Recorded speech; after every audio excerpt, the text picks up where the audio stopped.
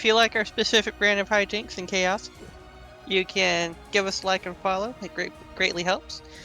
If you want to learn more, scroll down below. You'll see our Discord, YouTube, Azrael's TikTok, and Booty's Twitch.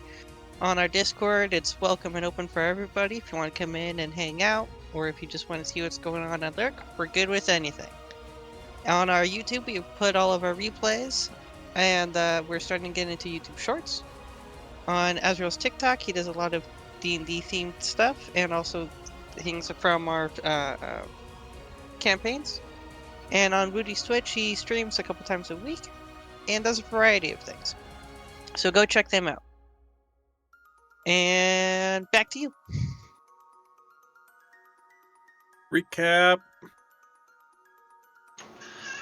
Who wants to recap? I'll do the recap. Sure. So the Neverchosen come out of the courtroom and have their big confrontation with Archibald Fairchild. And Archibald basically lowjacks Ezekiel and offers up his ship and services for our upcoming trip through the desert, which kind of caught us by surprise. So we went to the ship. We bought an inordinate amount, an unhealthy amount of liquor, and an amount of unhealthy liquor as well for the trip. And each of us kind of tried to get Ezekiel up and moving again, trying to get him to stop drinking, to start living. And it really wasn't too successful. Ezekiel drank the entire way, even though for some reason the ship's crew put Ezekiel in the captain's quarters. And we don't know why yet. And just before we pull into the port of Haikk, we all seem to have a weird dream where we fought a beholder and a silver dragon. And we're going to figure out what that means, if it means anything. Did I forget anything? It doesn't. Somebody slept through a session. Gormain killed the dragon with no help from anybody else.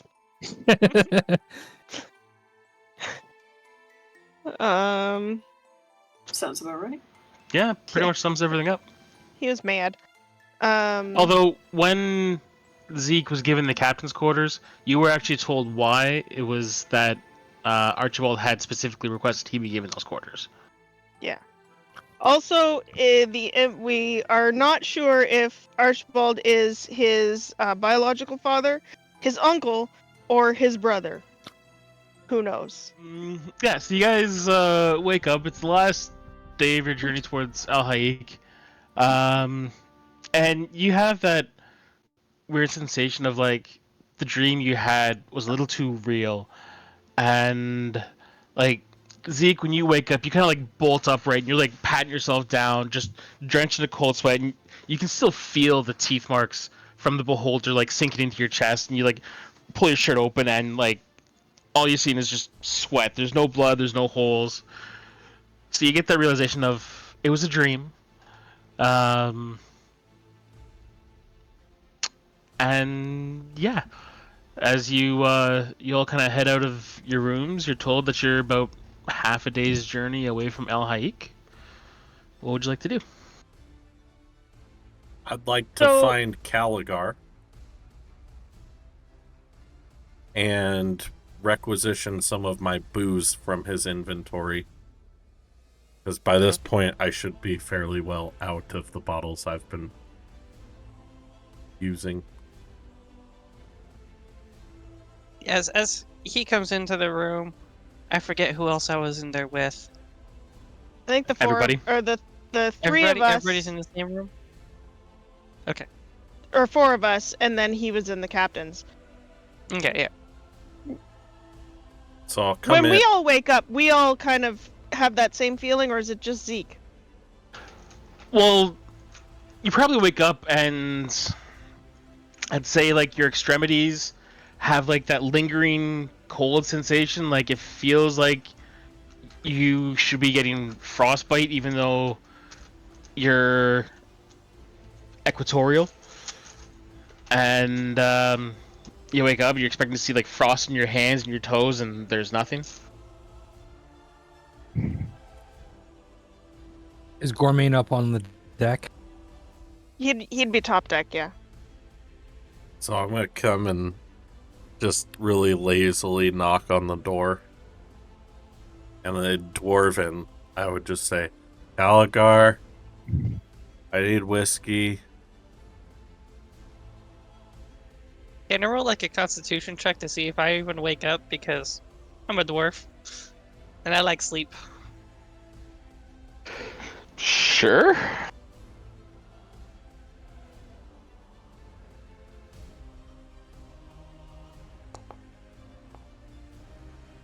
Yep, that sounds about right.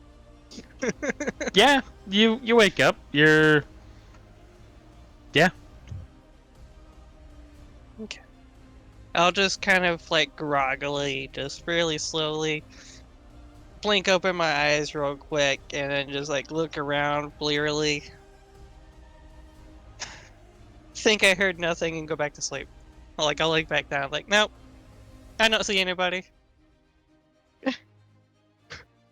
I mean, if he goes back to sleep, I'm gonna go open the door, because how dare you knock on the door, and try and wake us up?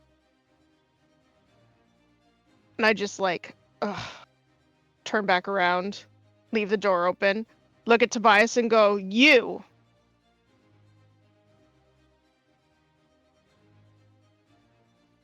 I think you might be okay. Why? Well, based on the dream I had last night, I'm sure Dispater sent it to me. Wait, what dream? An arena fight. Basically. Tobias looks spooked. At this It's point, gonna- every loud snore comes from Caligar's direction. Is Othira messing with me? No. Well, I mean, you could roll, but no. Anyway, Tobias is gonna look at her askew, like, that's weird.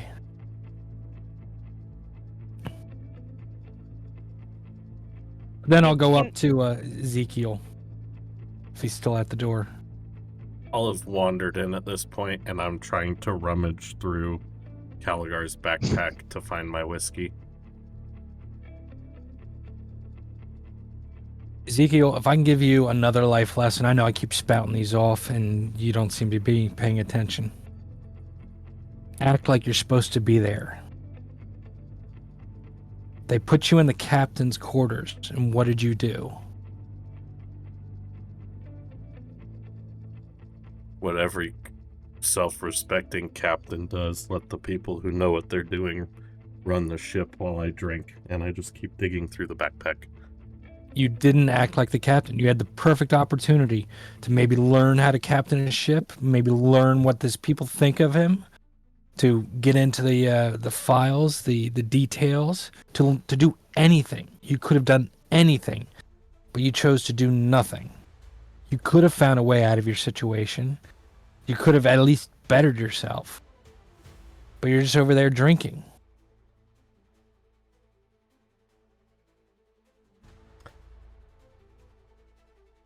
I'm not interested in bettering myself. Doesn't work out for me. Do I find the bottles? I'm gonna try to grab 2. That depends on the bag you're looking at. You just said the backpack, not the bag. Roll of holding. investigation at disadvantage because you're pretty hungover. Investigation disadvantage. So I've got a mundane backpack, but I also have the bag of holding. Huh. I rolled 2 13s. I'd say with that, you do find it. Caligar would have just tucked it into the mundane bag, just kind of like getting it out of the way. Yeah, it wouldn't have been far. Yeah, I'll grab 2 bottles, shove one in my own backpack, pull the cork out of the other, and I'm taking a shot at the bottle he's holding in his hand. Like a bow shot? Yeah. Attaboy. Okay, roll to hit. What angle are you at? And am I or Furley in the line of fire? He's I don't an know. archer. He knows what he's doing. I'm not on. I'm still on the splash screen. Oh, It's yeah. not letting me roll because I don't have a target. It's also paused. Well, pause doesn't Oh, mean yeah. anything. I just haven't paused because I don't want to move the time yet. It's not letting you roll with no targets? Well, I'll try now. All right, there we go. Okay.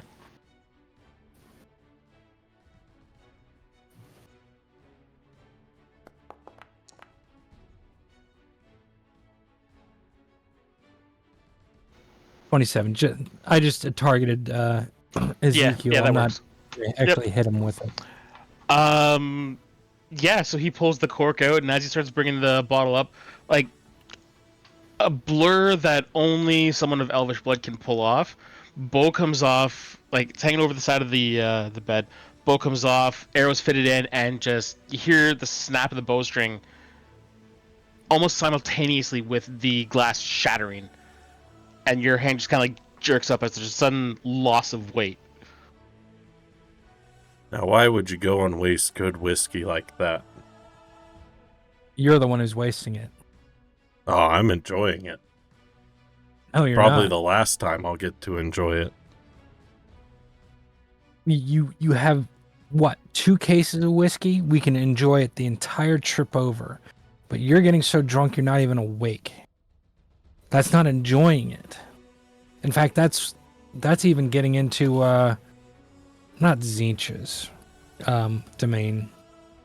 What was the one we just? Slanesh? Yeah, that's getting into Slanesh's domain. You're becoming a lush.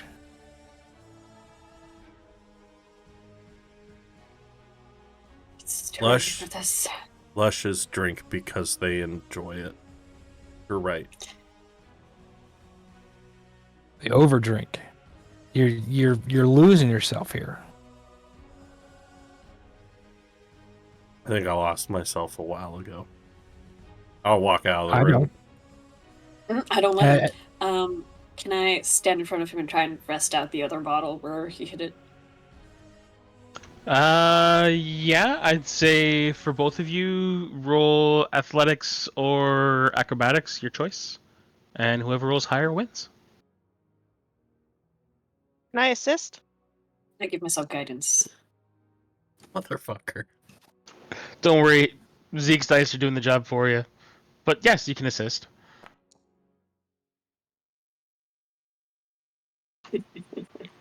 So yeah, you go to walk out the door. Cardinal steps in front, and you see her moving, but you think you're moving fast.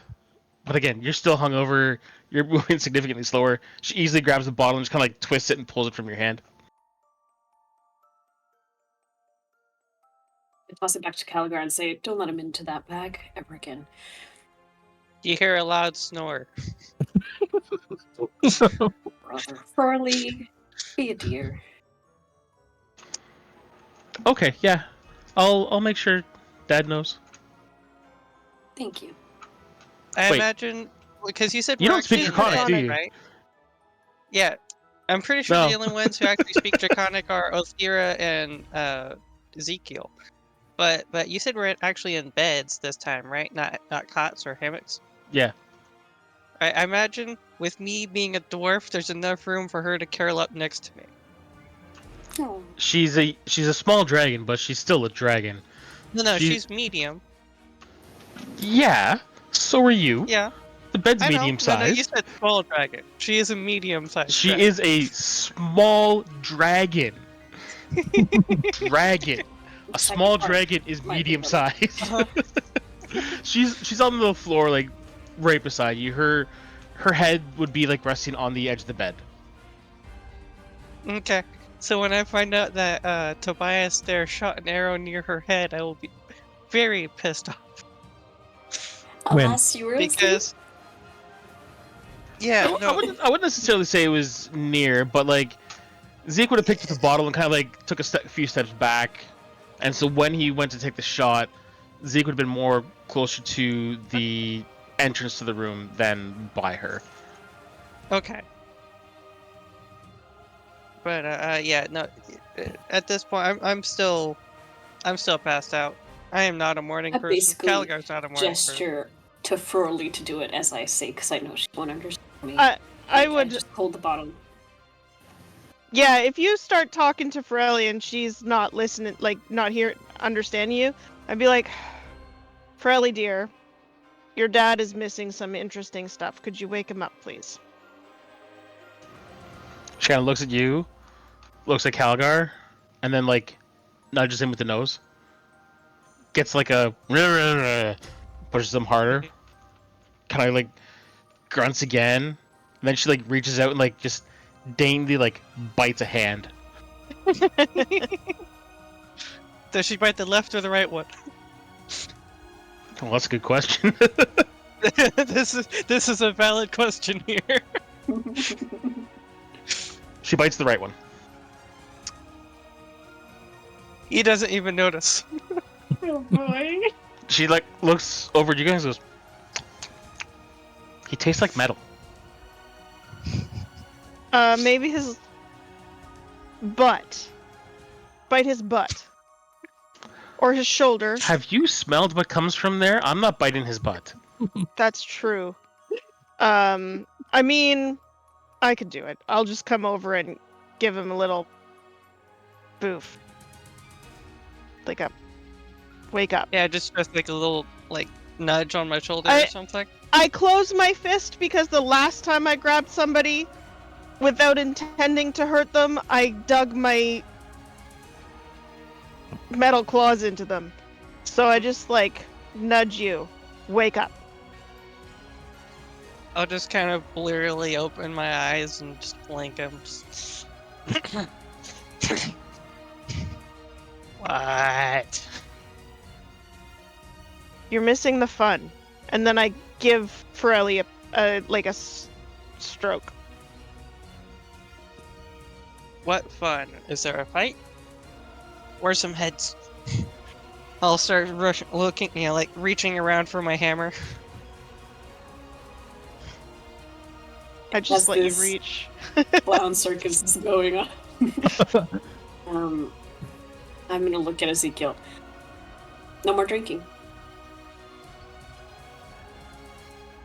Next time you get drunk, I'm removing it from you. Try me. I just wanted to feel like I have something for myself for a little bit. Y'all are too selfish to even let me have that. Yes, we Oh. are. Walk out of the room. Cake. Do cake.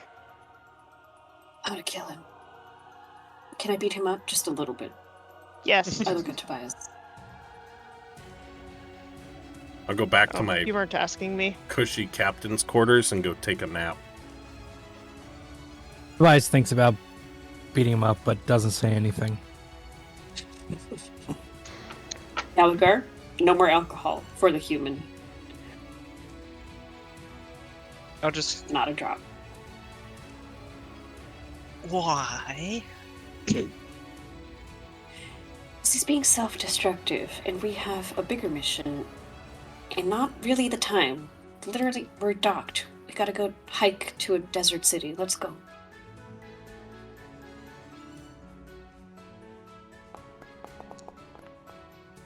Being drunk on the move is difficult. I'll have to Affects show the him how moving to be a part. true Dawi leader. Oh boy. Tobias will world, head he up said. to the deck.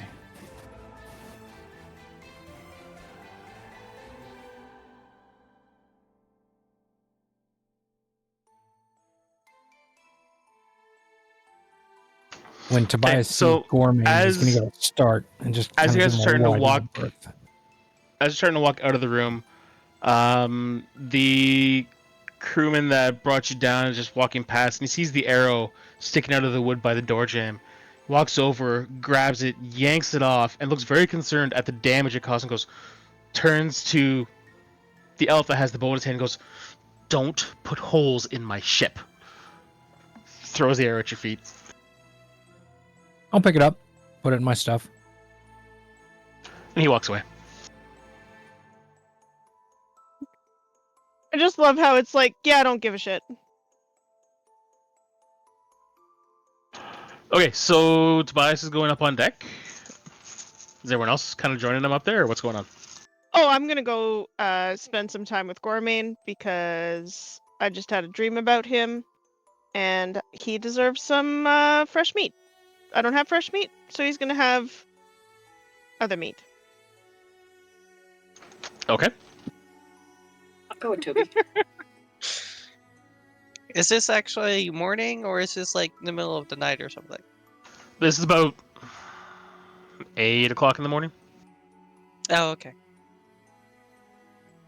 So, seeing as it's actually morning, Caligar will slowly wake himself up and scritch Furley a bit, and as he gets up and stretches, and I guess he'll take her and go up deck and just see where Othira is for more draconic training. Yeah, I'm loving on my horse. He's getting good scritches. And the blood mane kind of like parts around wherever I scratch. Bloody squishy scritches, just like. Yep. You know, the dragon wasn't in the arena.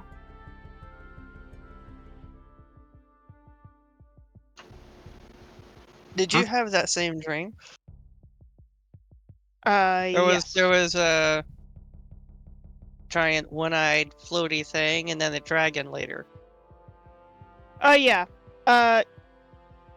You had it. I had it. So then that means everybody has it. Oh shit.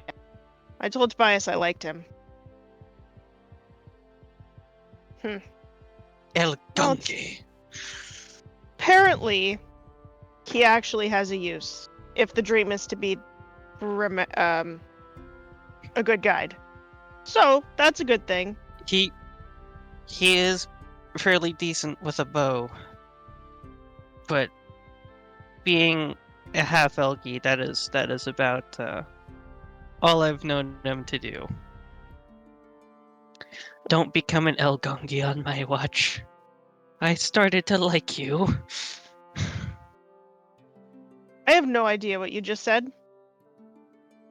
So, Don't become yeah. an elf friend. Yeah. I have no friends. I have subordinates. And you lot. And then I just... That's good enough. At least you're not Yeah. you're not an El Gungi. Whatever. I go back to petting my horse. I'm in a little bit of a grump. I'm in a little bit of a grumpy mood.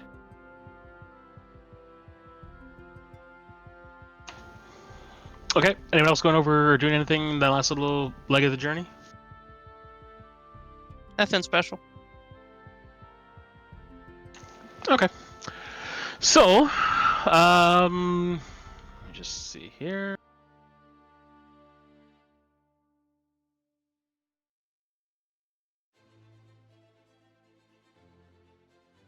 So, you finally come around the horn near the top of Araby, and it's a few more hours. You're finally seeing like the spires of Al Haikk in the distance on the horizon, and as you draw closer, you're finally able to like make out details, and you think of how Kofor looked for you.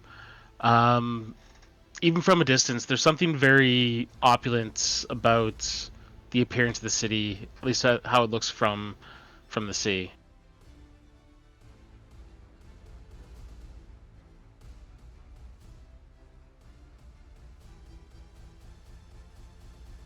Ooh. Oh, hell yeah. They got that good architecture. Nice.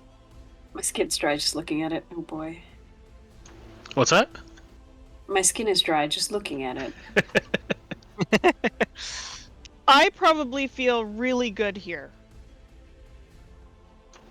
like comfortable in the heat? Yeah, Yeah. yeah. And the Yeah. dryness, yeah. Yeah. Like I'd say it's. Actually, I have no idea. Let's say 30s. I don't know. How hot's it get in Egypt? Oh, Are more you than that. serious? I don't know. Celsius? 60s? No. 50s? 40s? I think it goes like 30s to 25s, something like that. Yeah. So okay. Which for Uh, my American friends is a good 69 Celsius. Or thereabouts. 95. 95 to 69. That's comfy. It's like Florida. Ugh. Without the Without the not humidity. Oh, Mhm. Yeah. Yeah, like, yeah, coming out here, like, Calagar would be getting pretty comfy with the weather, too, because his hometown is not very much farther north than we are, according to, like, globally. So this would be pretty much the weather that he'd be used to, just not the specific region, per se. I am super shocked about that. I'm sorry, that is not nearly as hot as I thought it would be. Oh, it's not. Is it in the middle of summer? I suppose the temperature fluctuates. It's end of October. Like, it's October 31st, roughly. Has Ezekiel come up on deck?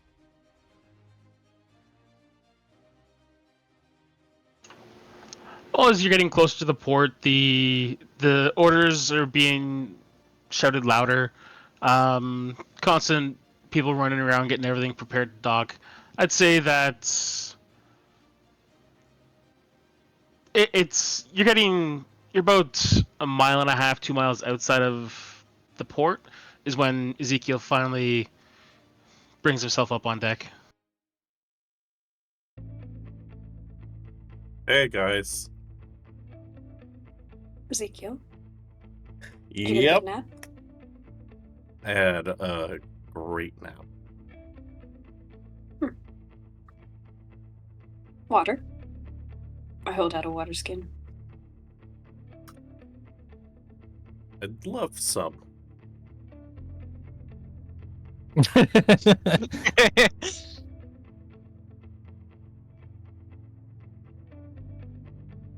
Oh, take a big swig and pass back.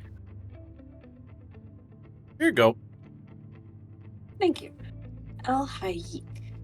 Does anybody remember what we learned about it? What exactly we're walking into?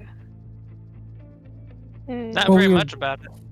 We just knew that we were going to stop here. camels or buy camels and start across the desert. That in. Apparently, the other guy has some information he'll give us. Before we get too As- far into it, I do want to ask Cardinal for a perception check. Okay.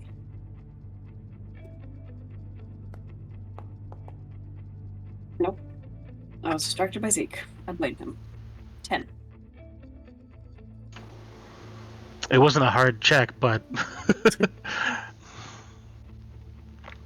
there's something off about Zeke. But you can't quite put your finger on it. Keep an eye on him. Okay. So, ship starts pulling into the port. Same crew member that's been handling you guys throughout the entire journey just looks over and he says, we'll be tying off in about an hour. Suggest you go get your things ready and prepare to disembark. You got it. Sounds good, Jelly Bean. Why are you Calico's so gonna happy? raise an eyebrow at this. It's a nice sunny day and we're off the water soon. Calgar, roll insight. How much longer was this from when we woke up? Couple hours, maybe? So I said you woke up at about 8. It's about 3. So about 7 hours. Calgar, insight. Okay. Yep. Working on it. Insight. There we are. You got this, buddy. Oh, nice. Dirty 20. You've seen this before. Zeke is still fucking hammered.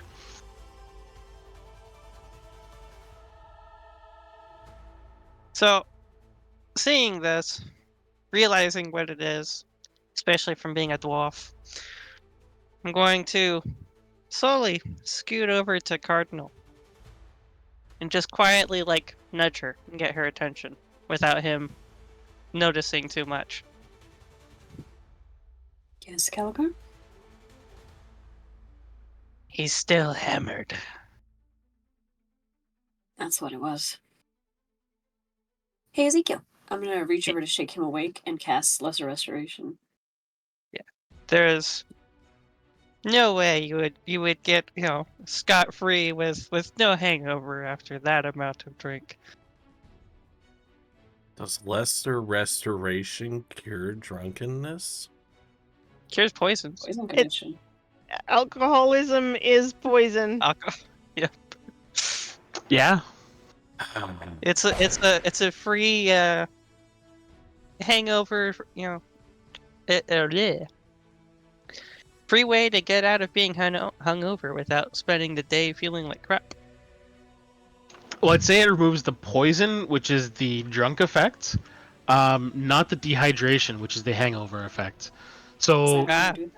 So you go it from just sends you being- straight into the hangover. you go from enjoying like life is great, and the moment she puts her hand on you, the sun becomes your mortal enemy, and the sound of the running feet, the creaking of the ropes going through the blocks, the rocking of the boat, you suddenly feel very, very bad. I'll be right back. Oh man, I laugh my fucking head off. Where'd you get the alcohol again? Someone keep an eye You're on on it, please. you're on a sailing vessel. There's alcohol everywhere. Yeah, I laugh at him so fucking hard. So hard. I'm gonna. And I really want to give you some of my brimstone ale. Tobias is gonna walk up to Ezekiel and go, "Remember what I said? Act like you're supposed to be here. So what are you gonna do?" Going to avail myself of all the opportunities this wonderful fucking city has to offer. No. Act like these crewmen are your workers. Once we tie off, get them to take us to Archibald. You're in charge of them. Love that qualification. They put you in the captain's quarters. Act like you were the captain. Hey, you over there. I'll just point at a random crewmate.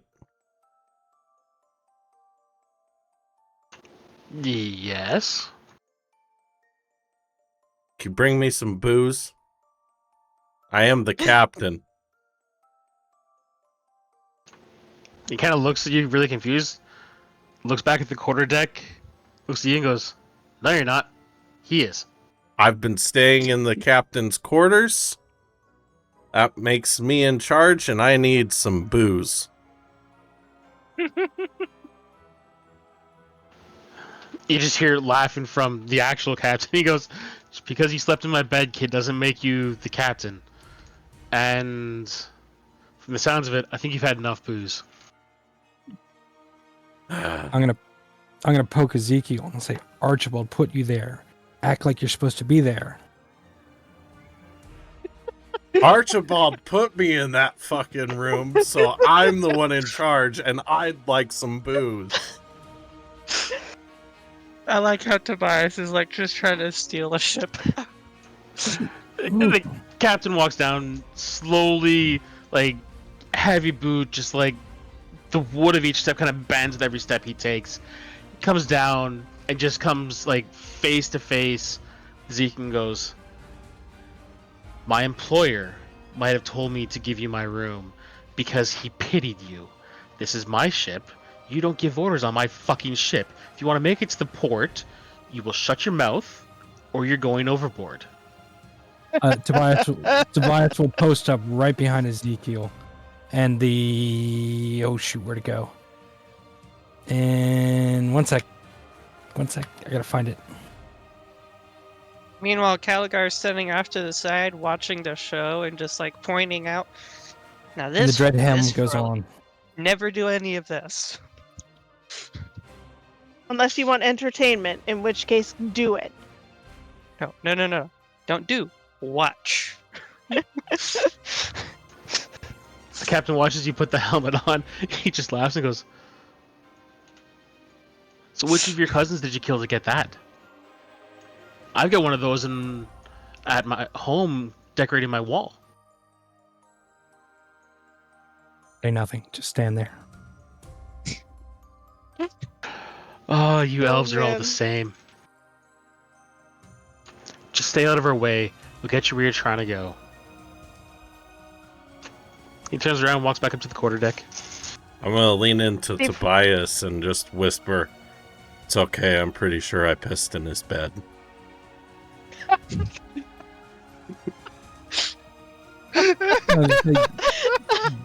Did you think it was going to be easy?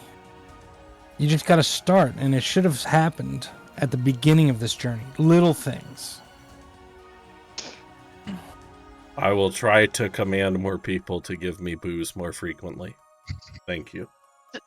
Tobias, I don't think you understand how to lead very well. You're supposed to make them fear you. If they're afraid of making you mad, they will do what you want them to do. Beer's not as good as just getting everybody drunk. If you give them booze, Yeah, but then will they love can't you. fight properly. I agree with the dwarf. But if you get attacked by, in this situation, pirates or undead, if you are drunk, you can't fight very well, so then you die and you're useless. But if you need to lead somebody, you need to make them have a reason, which generally is "don't fucking piss me off." Have you seen a trope of drunken, angry Dawi? Don't get between a Dawi and their booze. Next person to mention alcohol is getting a spiritual weapon up the ass. I slowly take out my tankard and take a drink. Okay. just giving you the So, just an aside, I thought this was going to be the session of I'm going to emotionally break Ezekiel. Turns out it's going to be the session of who is Cardinal going to kill first. I'm gonna lean down to Forelli and whisper in her ear, "Your father is actually quite good at sowing chaos as well. You should take some notes. It's wonderful. Keep them on their toes. Don't let them know what's coming." She looks at you and just kind of nods and goes, "I've been paying attention." Good job. Good job. And while you guys are all having this discussion, the ship pulls into the dock. Lines are thrown over to workers that are waiting. The ship's tied off. Gangplank's lowered. And again, the same crew member that's been helping you approaches, gestures down to the dock and says, "If you'll please, I will bring you to the head office. And I do believe Mr. Fairchild is already waiting your arrival."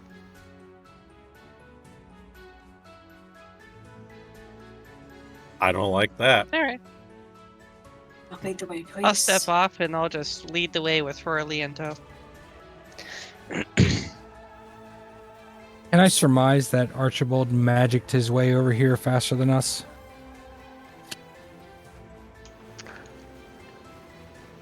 It's a very easy assumption. Yeah, it's the only way he'd get there faster.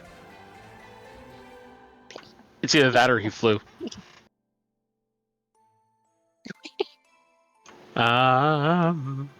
Okay. So you're led down, and once he's sure that you all have everything you need, just starts leading you through the city. Say it takes probably about let's go with 30 minutes to get out through the dock district and actually into the city proper, passing through a fairly thick and tall stone wall. You're brought in, and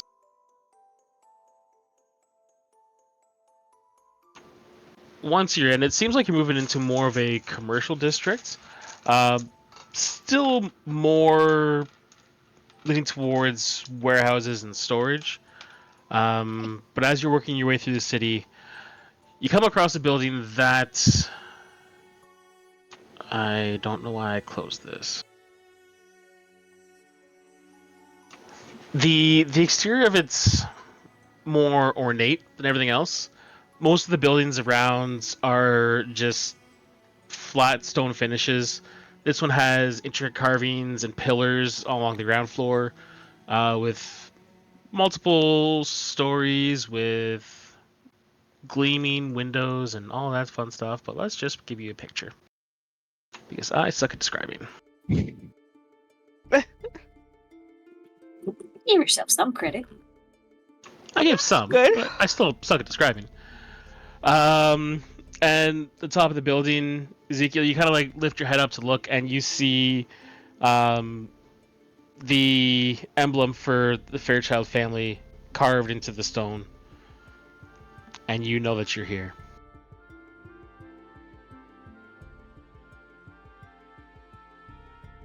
You're muted. This would be a lot better if I was drunk. How so?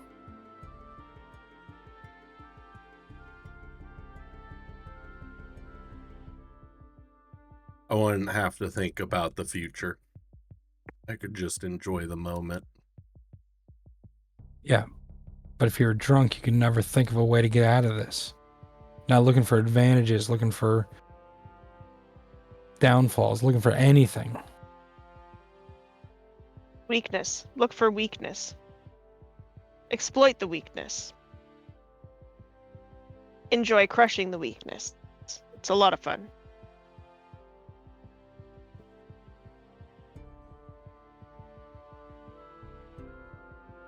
Must be better when we're out of this city.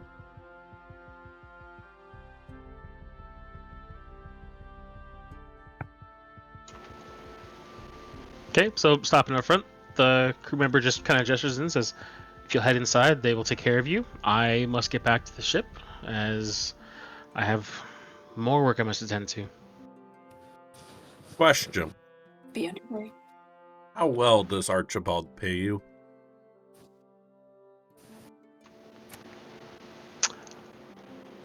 That answer would depend on why you're asking. Used to be in the industry. Just curious what the going rates are nowadays. Is he above or Fuck you, below booby. market value? Well above. Well above. Market value, let's put it this way. Market value, I would have to work, and my brothers would have to work to maintain a comfortable life for our entire family. With what I get paid here, I have to work. My brothers are taken care of, my parents are taken care of, and also I believe my brother's children are taken care of. What do your brothers do? Nothing. They pursue whatever they want because I'm the one that brings money into the family. Well, I've been a jackass, and you've been very helpful to the rest of us, so what's your name so I can tell Archibald you're doing a good job?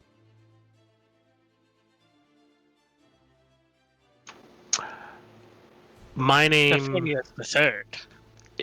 is Arnhem. Arnhem. Arnhem. It's a lovely name. That's a new one. If you're not up to I want- anything tonight, come find me. Oh, I'm fairly certain the captain's gonna have me busy all night long. We gotta unload this shipment and then pretty much start on the next one right away. Slave driver, that guy, huh? Slaves don't get paid. It's a saying, Athera. Roll an insight check for me, Who? Ezekiel. Oh, okay. I is for insight. Why don't? Oh, because I don't have.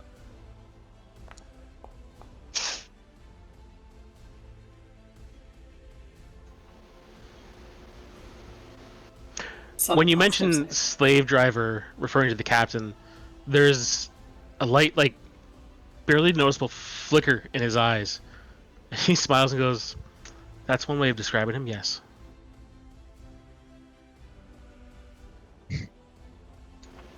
And he kind of bows and turns and walks away. I don't like that. That was good, Ezekiel. Finding out about your enemy. I'm more just Right, trying to sow discourse. Works too. Any step is a step I'll take. I need food, but we should probably do this first. Let's go in. Yeah. We'll even let you choose.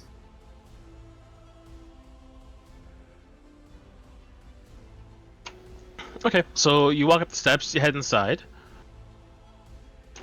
And the inside is as ostentatious or even more than what you saw from the outside.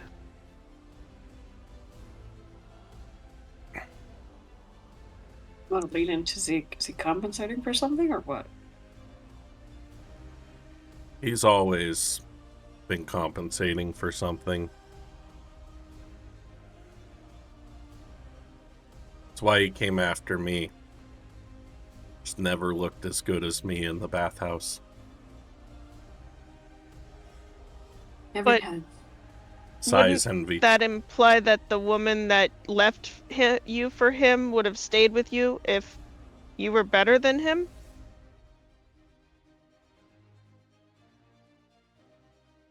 Athera? Drinking and infidelity has a lot to do with that. Ah. That's I fine. never claimed to be a saint. I just think I was better than this guy is. Not very difficult. Okay, so you walk into the building, and the first thing that hits you is a veritable just cacophony of voices that, for one, pounds into Ezekiel's head. It's just people trying to be heard over top of the general din of everyone going about their own business. You've got multiple tables just in the open area. You can see the bottom floor are doors that every now and then someone will open up. It looks like it really just goes into an office. The center stairs rise up through like the middle of a overhanging balcony that comes out into like the middle of the room. And posted around, you do notice several guards, and in front of you is this wide, just heavy-looking oak desk with someone that's spent a good portion of their day making themselves look presentable. And as you walk in, their head comes up, and the cheesiest, fakest smile crosses their face. They stand up to greet you and say, "Welcome to Fairchild Exports. How can I help you today?" I'll walk up with the rough 5 o'clock shadow around what is usually the nice trim goatee that I wear. Messy hair, sweaty, grimy. I believe you're expecting us. This is the Neverchosen, and I am Archibald's favorite trophy. Favorite trophy? Oh, you must be Master Ezekiel. Please, please, follow me. He turns around, gestures for the two guards right in front of you to step aside. They make room, and leads you up the stairs. If Ezekiel looks back, he's going to see Tobias going like this. Ta-da! The gates are open, and I'll keep walking. Ezekiel's, you guys all clock it. He's being very sarcastic. He's hungover. He's not enjoying any of this. I'll take it. Over drugs. Do I clock any booze? Not that you see there.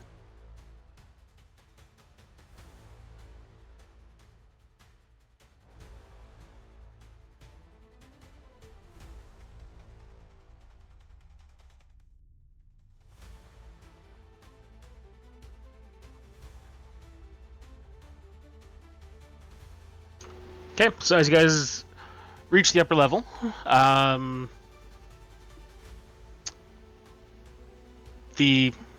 for lack of a better term, secretary just gestures for you to hold and says, "I will go announce your presence to Mr. Fairchild. Just please wait a moment, and I'm sure he'll be with you." I'm going to lean into the group and whisper just to everyone. Not loud enough for any of the guards to clock. If my past experiences with Archibald or any hint at the future, the whole trial was just the start of him showboating in my face. Just forget about me and get whatever information you can from him. I'll try to play nice. Well, you don't have to. I'll whisper back. You don't necessarily have to play nice, but like I said, act like you're supposed to be here. Act like this is what you chose. Like this is the right path. It is a series of till choices. you make it. It is a series of choices that got me here. I'd rather not acknowledge them, but we're here, so. And aren't we saving the world? It's what you keep telling me. Seems like the right path to me.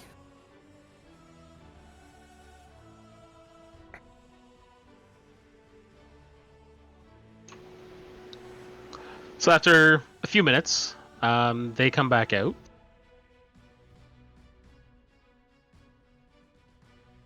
And they're standing beside the guards. And if you're looking around, the guards are all dressed very similarly to when you first saw Archibald just outside the courtroom. They've got that heavy plate armor, very reminiscent of the Knights of the Blazing Sun that you first encountered. Clearly, these are all well-paid and skilled mercenaries that he uses as bodyguards. The secretary steps through the door, looks at the group of you, and says, "Master Ezekiel, if you please." Just me? He's only requested your presence. We're party. Pat him We on the travel back. together. Have fun. Can I... Let me double check something real quick. I need to see if... I need to look at one thing.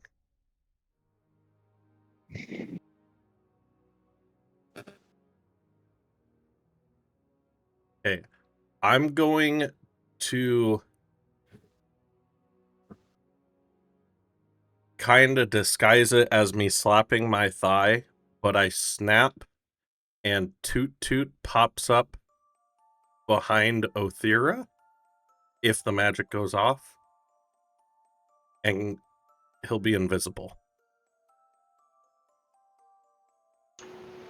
Okay.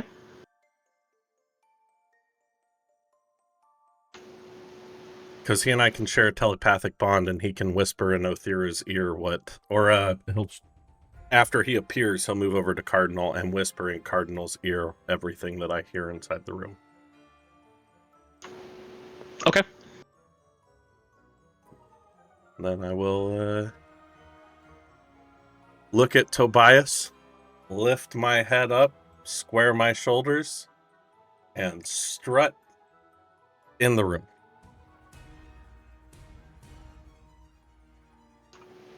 Okay. So as you come in, the secretary just closed the door behind you. And you see in the corner, the man of your nightmares, Archibald Fairchild. He's sitting there. He's just kind of like pouring himself. Sorry, can you pull Gimli Bot to this layer? It's still on the first floor.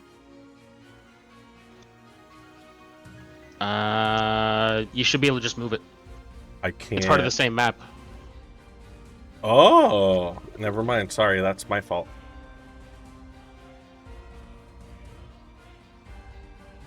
Okay, go ahead. Sorry. Okay. So yeah, he's sitting at his desk. He's just pouring over some paperwork, and when he hears the door closed, he looks up at you, and it's got the biggest smile on his face. He stands up and goes, "Ezekiel, my good son, how have you been doing? Did you enjoy the trip? Was it comfortable for you?" Godson? No, good son. It's an old phrase. Just how people my age tend to refer to the children of dear friends. My experience, is that true, DM? Roll history.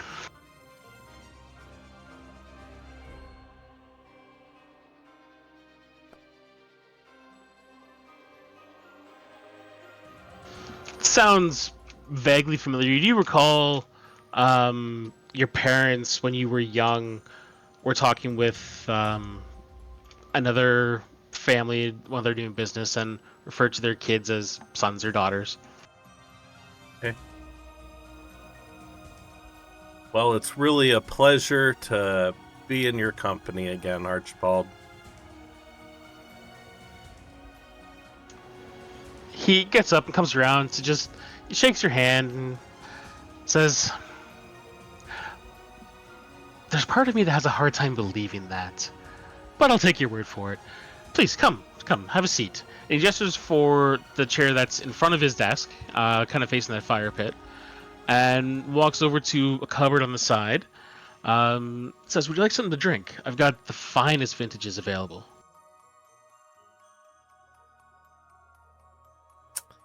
You know, I think I quite had my fill for the day.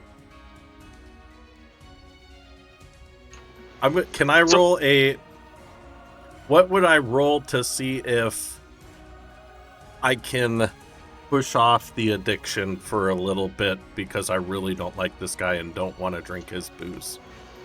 Constitution. Saving throw or just a check? Just a check.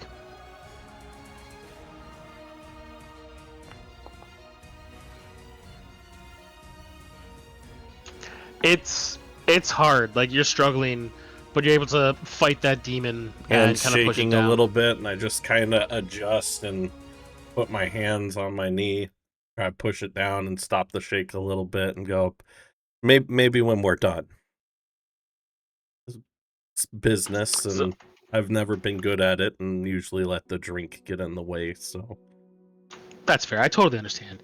So he grabs a just beautiful craftsmanship in this crystal decanter, two crystal goblets, brings them over, sets one in front of you, one in front of his own chair, pours himself a drink, and says, "I'm not forcing you, but if you ever change your mind, I will gladly give you a drink as well."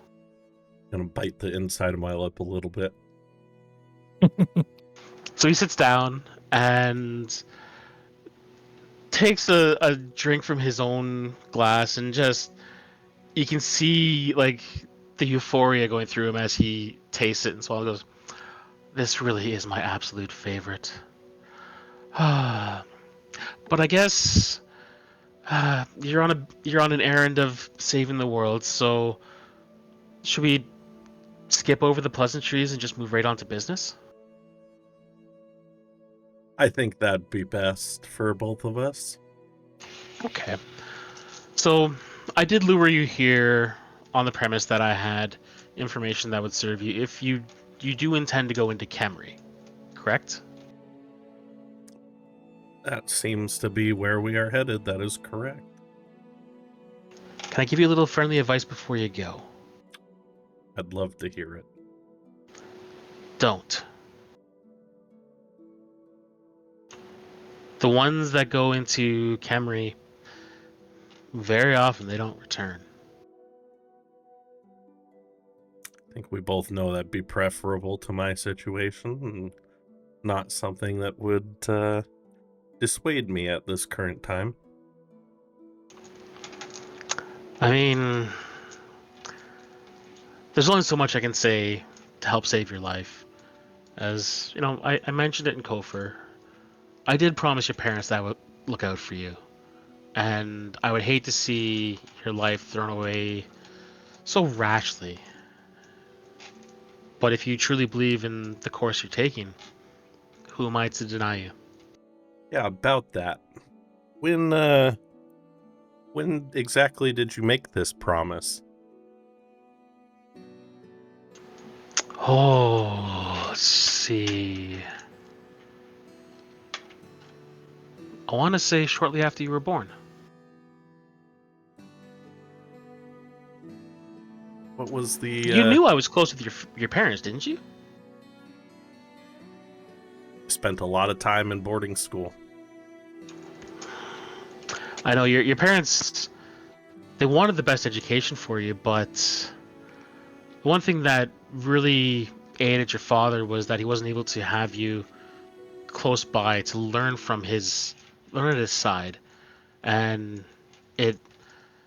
I'd say if there's one regret that he had in his life, it's that you had to be so far away for such a long period of time. Do I believe him in all of this, that he was close to my parents, that he would have this kind of knowledge? Roll an insight. Come on, please. Do I burn it now? No, I don't. I hold on to it. From what you can tell, he seems like he's being very genuine. Seem to have a lot of knowledge about my parents that I don't. What else could you tell me? In time. Let's get the ugly stuff out of the way first, and then we can reminisce about your parents. Because you were so young when they passed, and it's been a long time. I miss your father greatly. He was a dear friend of mine. So I didn't put it in my backstory. Question. Do I, Ezekiel, remember how my parents died? Was I told how they died?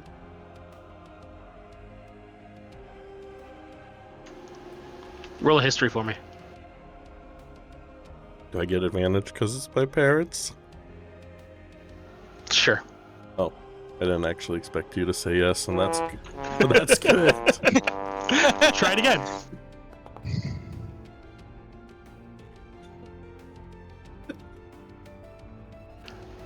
When your parents died, you were given more platitudes than anything else. You were told that their suffering is over. They're in a better place. They're sitting at the right hand of Sigma or stuff like that. It was more you got the platitudes from the church more than you got an actual answer. But Archibald takes another sip, gets up, walks to over by where he got the drink from, and slides a panel open. And you're watching him the whole time. You see there's a safe there. He kind of looks over his shoulder, kind of grins, moves to cover the dial, spins it a few times, flips it open, and inside you see it's filled with documents and scrolls and thick bundles of paper. He flips through a bit, grabs 2 scroll cases, pulls them out, and he's holding them very gingerly. Like, there's something delicate about them. He closes the safe, spins the dial, slides the panel back to obscure it, comes over, sets the 2 scrolls down in front of you and goes, "This is the information I have on Khemri. I don't know if it'll help you at all, but it might be enough to save your life, or it might be nothing."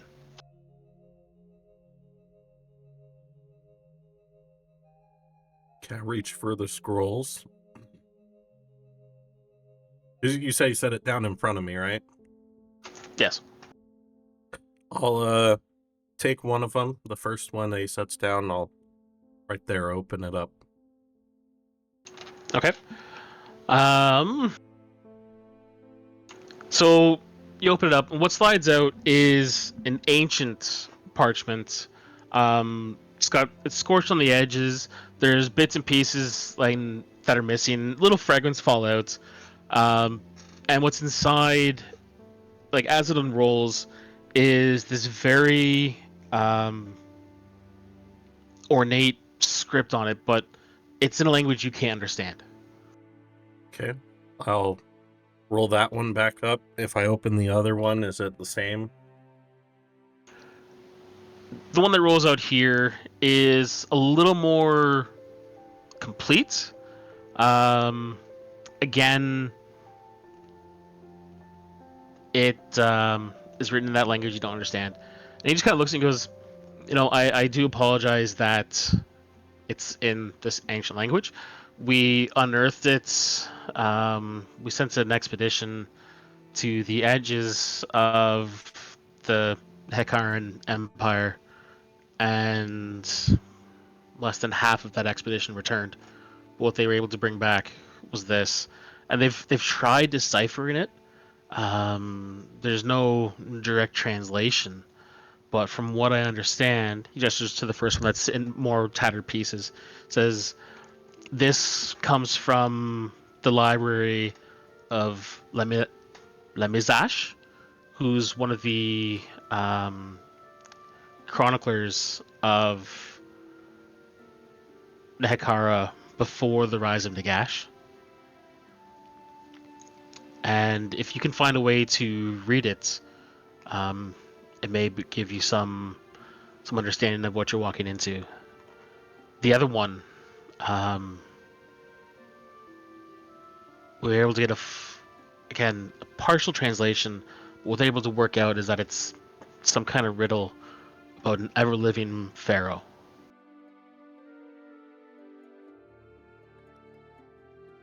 Well, I appreciate your help in this matter. I do wish I had more for you. What I can share the little information we were able to get back from people that went on those expeditions. The one thing they kept repeating is something about the statues. You just said something about the statues? They've had pretty much lost their minds from fear.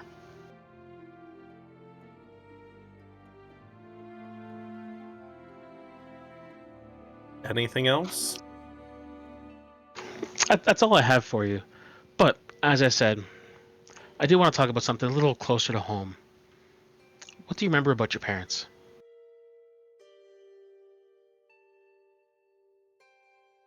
I remember my mom was very beautiful and kind. My dad had a great mustache and goatee. That's all you remember?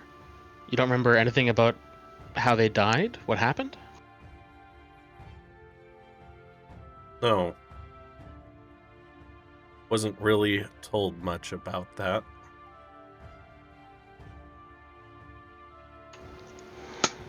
That's such a shame. No, I can understand it. Authorities don't really want to tell someone that their parents died in a horrible fire. But never, like, all you have as memory is just a brief understanding of your mother's personality, how your father looked. That's so depressing. You never really did stand a chance, did you? I'm gonna pour myself a drink now. Take a big old drink.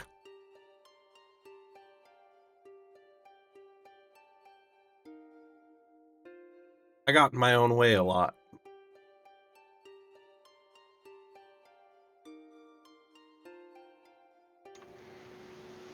Yeah, if you'd been around, you might have learned from your father, and he probably would have guided you better than those schoolmasters. He takes a minute. It seems like he's lost in thought, sips his drink, and just nods to the wrist that has the bracelet and goes, "Did you recognize that when I gave it to you?" I assume you haven't seen it in many years. Yeah, it belonged to my mother. How fortunate it came into your possession. See, I'm surprised you didn't say anything when I gave it to you. Or ask how I got it. Because that bracelet, I pulled from her corpse. You were there? In the aftermath, yes.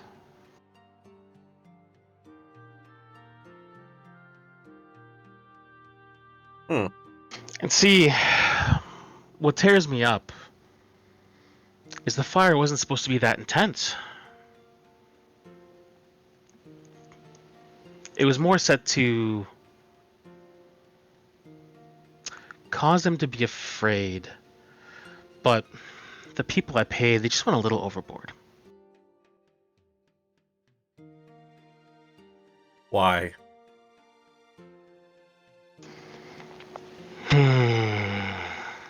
See now, why? Why really bites a bit deeper than I think you want to go.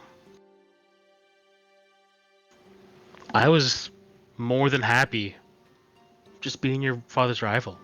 Steal business from him. Do something's better. Maybe something's a little worse.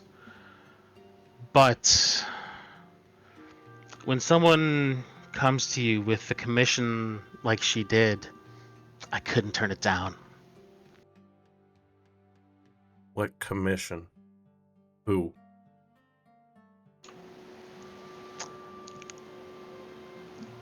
You ask who, but I have a feeling you already know the answer to that question.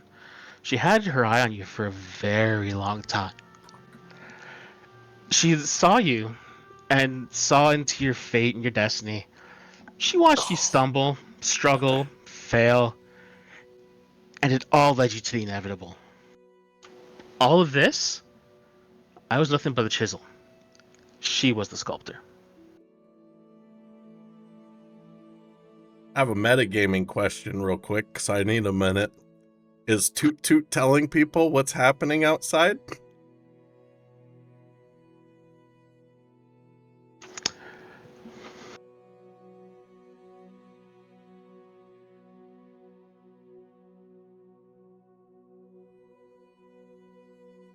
Let's find out. He's repeating everything. Ooh. Whispering, hopefully. Toot toot. Cardinal. Toot toot. Not quite silent, but still deadly. So what's your involvement in all of this? To what degree do you work for her? Kind of puts a hand on the inside of his collar and just pulls down, and you see her mark just branded into his skin. I wasn't dumb enough to sell my soul, but she understood that she needs someone like me in this world that has influence, and she ensures that I get what I want if she gets what she wants.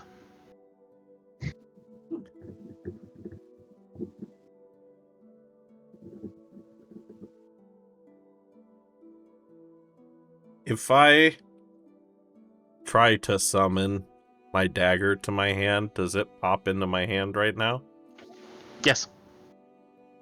I'll throw it through the liquor bottle.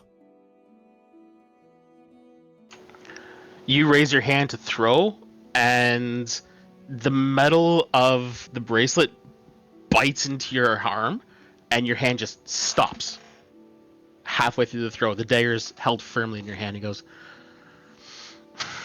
"You probably should have asked what that bracelet does." You know, it's funny. I had it identified. Yes, but I understand magic doesn't identify the curse that gets put into it either. See, that bracelet prevents the person from wearing it from causing harm to someone who has the matching ring. He holds up his hand and just kind of like spins the ring back and forth, and it's the one you recognize as your father's wedding band.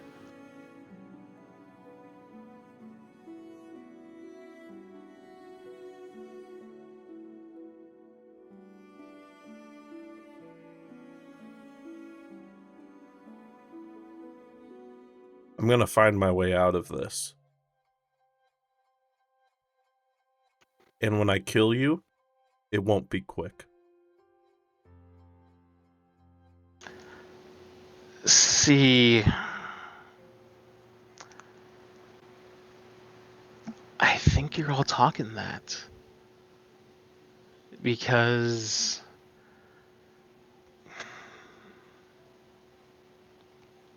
I honestly believe I'm more useful for our queen than you are. I'd say at this point, you're probably right. Like, look what happened to you. All it took was seeing me in person again, and you fell off the wagon so hard. By the way, my captain didn't appreciate that you pissed in his bed. Although I found that pretty hilarious. The captain, he's more of a captain out of favor to a friend than anything else.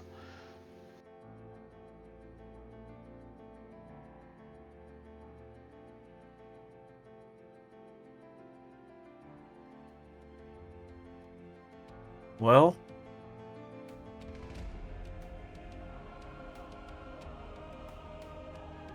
this changes a lot of things for me.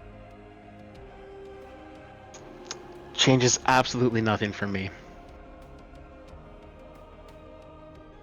But if you insist in trying to find your way out from your predicament, first off, good luck on breaking the contract. My understanding is that it's never happened before to anyone in the Queen's service. And if you return from Khemri alive, and if you wish to try and exact some measure of vengeance, I've got all the money in the world. Most of it's yours. And I will ensure that I've got more than enough defenses to keep me well and truly safe.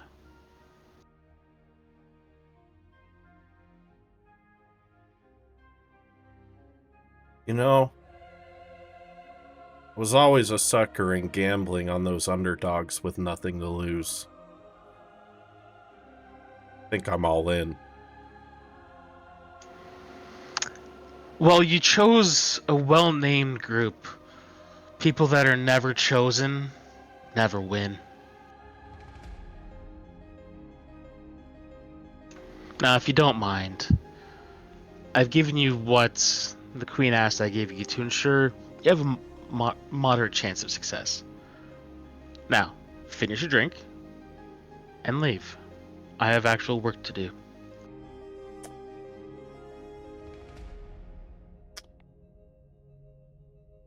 So, looking at the room, this fire, is it up on a pedestal or is that in a table? That's like a big table, right?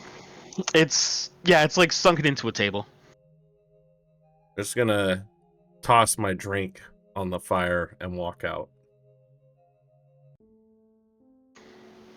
He just smiles and waves as you walk out the door. Till we meet again. Motherfucker. I look forward to it.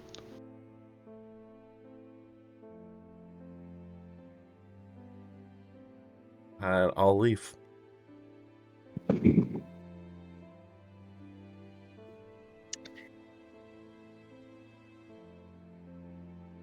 I look to the others. Let's go. I'm gonna put a heavy hand on his shoulder.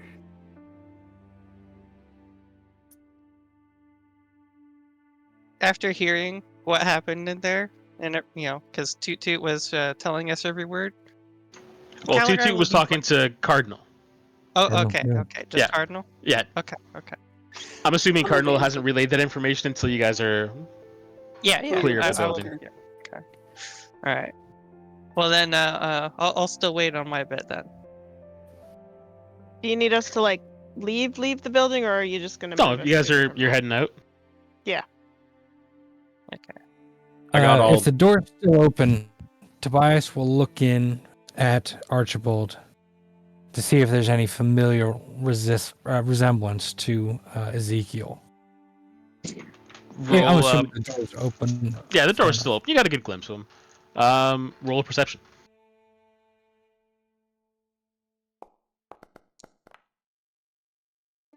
And I am going to add to that. It didn't come up. Well, fuck.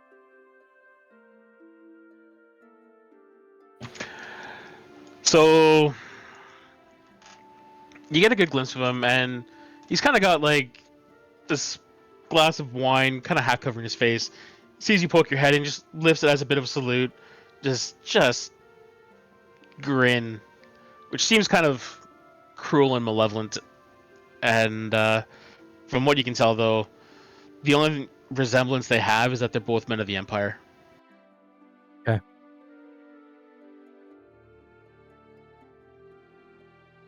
So the secretary walks you down to. Azik, I'm assuming you took the scrolls with you, right? Yeah, they're in my backpack. And as I come out, all I'll say to anybody, I'll just look at Tobias and I'll be like, I got the information we need, and then I'll shoot Cardinal a glance, shake my head, and walk downstairs. Right. Well, where to now? Should we get the camels, resources, or stay the night here? Well, it's late in the evening by now, right? Sun's just about setting. Yeah, we don't want to set out into the desert. Not now. All right. On the way out at the front receptionist, I'll ask him, is there any good place, any good tavern to stay nearby?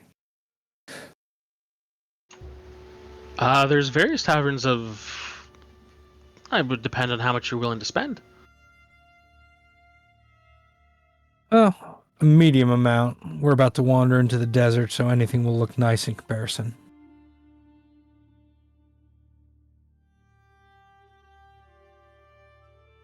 Thanks for a sec. It says if you head about 3 blocks to the south, it's a rather comfortable spot there. Oh, I'm just trying to think of what the name is. Does it have any connection to Fairchild? You want a place that has a connection Does here? not. Does Oh. not. Well, in that case, you're gonna have to go across the city. Okay. Give us a name from over there.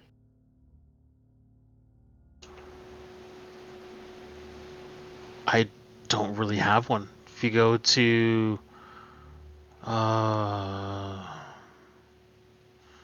could try in the northeastern quarter. The only places I know are local to here. Sorry. Okay, thank Good you. to know. We'll head out. We probably want to get quite a ways away from here before we start talking about anything. Like Othera would. I don't want to talk about it in the open for sure. Yeah. And as we're walking wherever we're going, like Caligar is kind of like lagging behind a little bit with Furley as he's thinking to himself about something. I'm just gonna look at everyone, jingle my bracelet, or well, shake my arm to show the bracelet, and just say, it doesn't matter where we go. If I'm there, there's a connection to Archibald.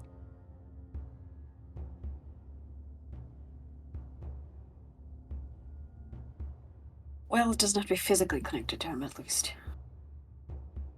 Northeast, they said?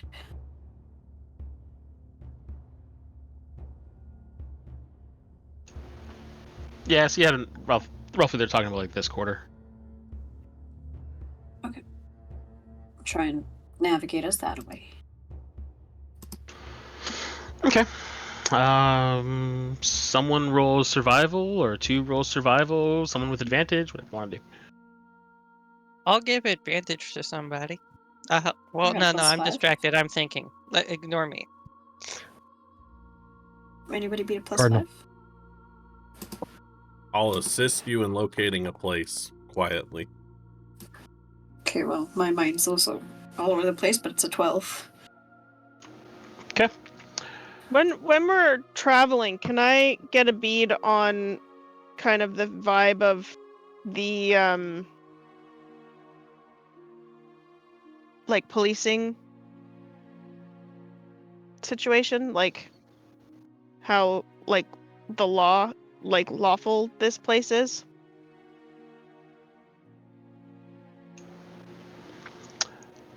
Roll for perception then, Perception because like you're trying to. or insight? I'd say perception. Would be more that you're looking for, like, the level of guards in the city, because lawful has so many different meanings. Because they could be lawful to their laws. Yeah, I mean, I'm more looking like, I mean, that too. That's fine, whatever. Like how corrupt the place may or may not be. Yeah, I'm kind of want to see, like, you know, how many guards seem to be patrolling, but also like how people are behaving, like in the shadows, or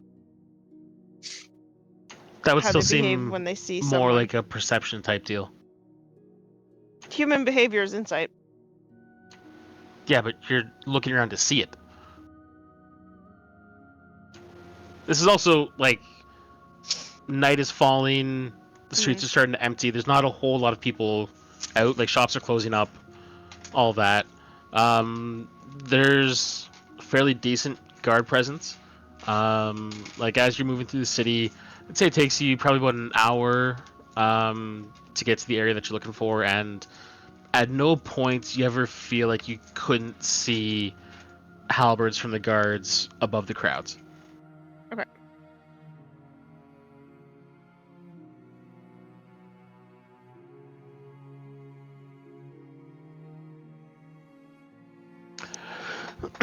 So yeah, like I said, it's about an hour.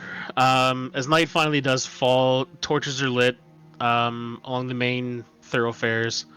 For the most part, the street's empty. There's still some people that seem like they're going out visiting friends or relatives, or just, you know, nice evening stroll. And there's a very relaxed feeling in the air. I guess is what you're kind of looking for. Is that the people in general feel relatively safe. And like I said, after about an hour, you come across a tavern that's fairly, like, the lights pouring out into the streets, and you can hear several voices overlapping each other, and sorry, I just keep getting a message.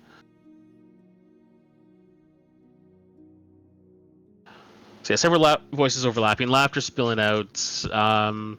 You hear the occasional like chair being turned over, and you look up, you see the sign.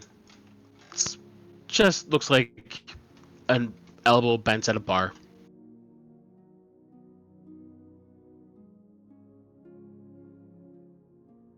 I would very confidently walk through the door. I would dismiss Gormain if we're gonna spend the time there, so that he's not like stuck in the city. As we're walking, Tobias is giving Gormain a wide berth. Especially keeping an Tobias- eye on the hooves. Tobias, do you have a problem with him? I'm assuming everyone saw. Well, I'm saying this in character. I'm assuming everyone's had the same dream, right? Everyone. The one with the dragon and the beholder? Yeah. I don't remember a beholder, but yeah, No. the horse and the dragon. Vaguely Yeah, remember. that horse is dangerous. Yeah, you weren't there for that bit. I vaguely remember something, and I rubbed where the holder bit me, and I died. I don't know what happened with the rest of the beholder fight. You slept. Gormain would only go after you if you tried to knock me down. Both of us have some respect for you, Tobias. It's fine. Tobias just looks at the hooves.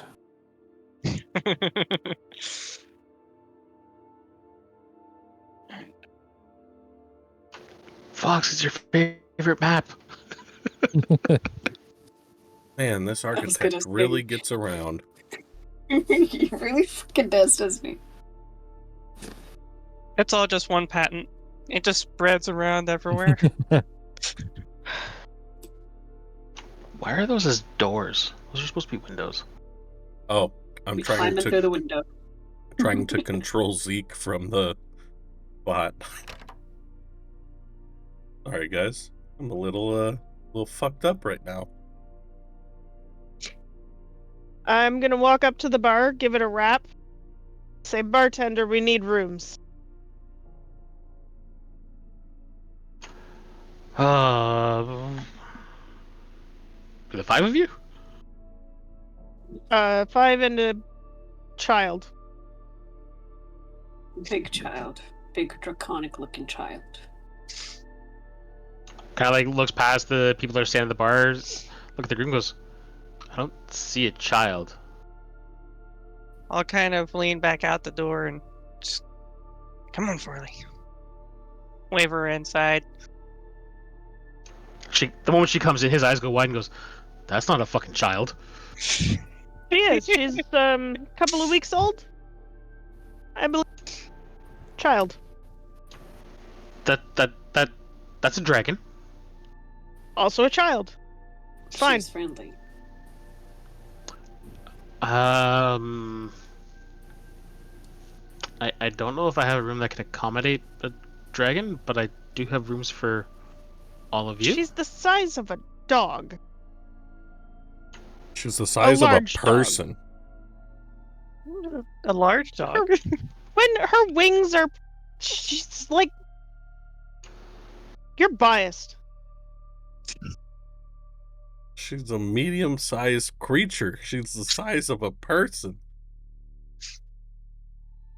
Like, Dude, if a it's dog is considered a medium creature? If it's a dog, it's a fucking English Mastiff or something that's like 200 Yeah, pounds. exactly.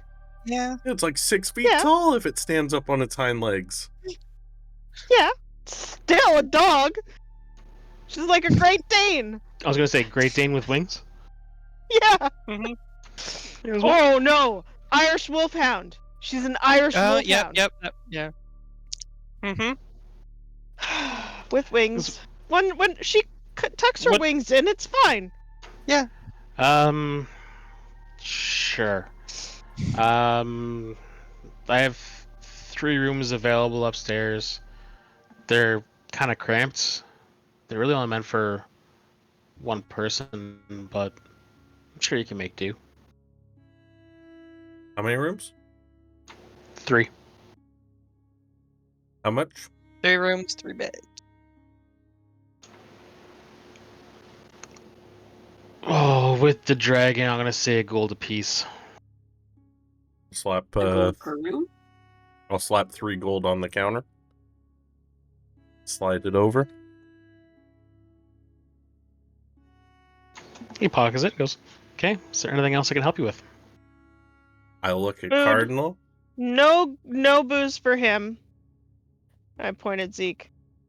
Send food up And, to the rooms. Can I ask you, is there knowledge houses or libraries in this city? If I was to seek information. Or a wise man of sorts. There's various places you go. What is it you're looking for in particular? Rare information, let's just say of the magical sort.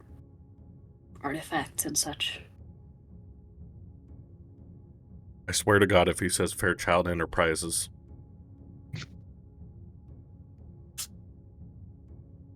Don't give the The DM Fairchild Center of Knowledge. If you're looking for magical, I mean, there's a library in the southern quarter. I don't know how much information you get from there. You could always try the cathedral, but those religious types they're different. This cathedral, who is it dedicated to? It's a good question I didn't have an answer for. Or did The I? name of the cathedral? Anything? St. Stephen's.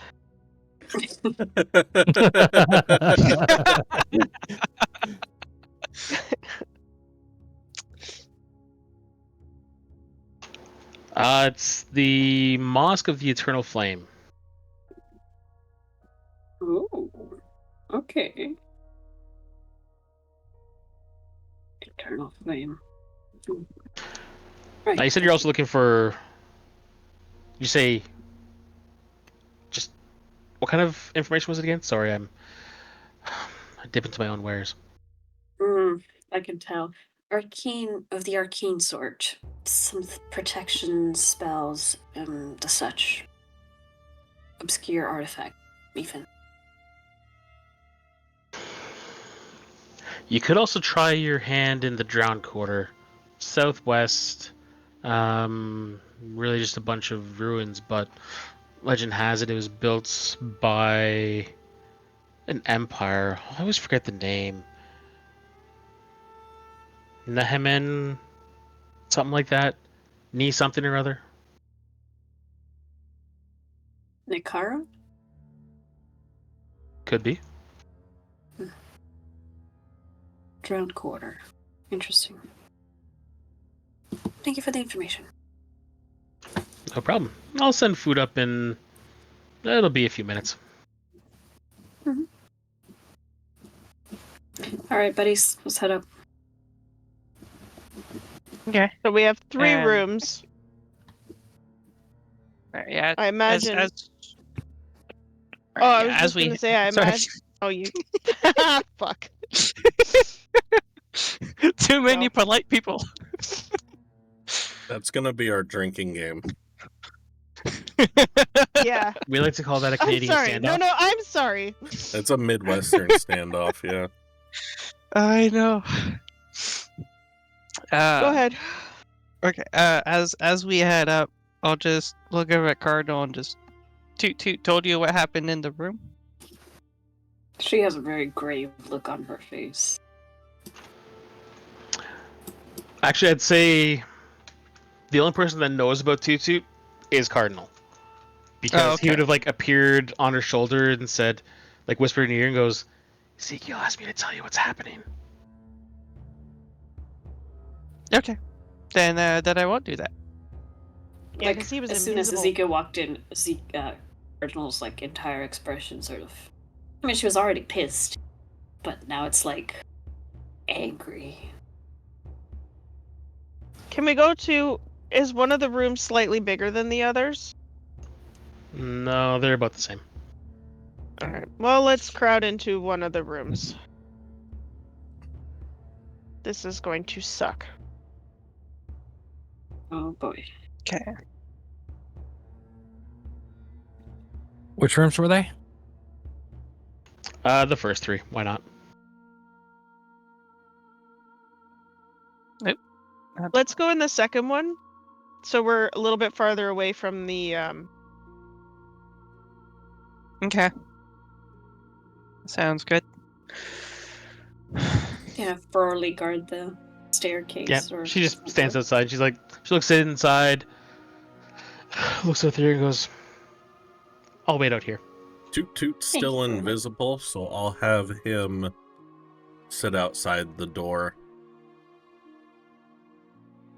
and telepathically tell him...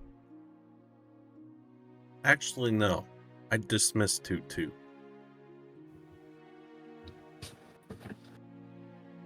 Good choice.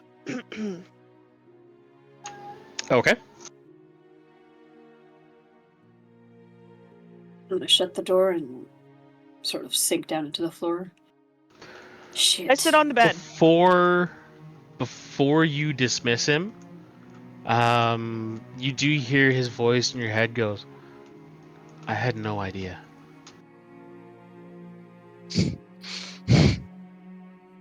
Inside check. I mean, I'll roll it just to roll it. But I kind of believe Toot Toot. Yeah, it doesn't fucking matter. It's a 2. Oh, 3, because I have a +1. Nice. Great, the depressed bad rolls are back. And Yep. I'm just going to sit in my corner and put my head between my knees and kind of...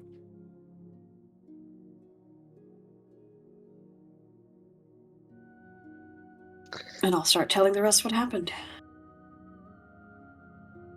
So, he summoned Toot Toot to listen in. Archibald started a fire to scare his parents, ended up killing. Then he took... So he's a real bad. You're cutting out. Oh boy.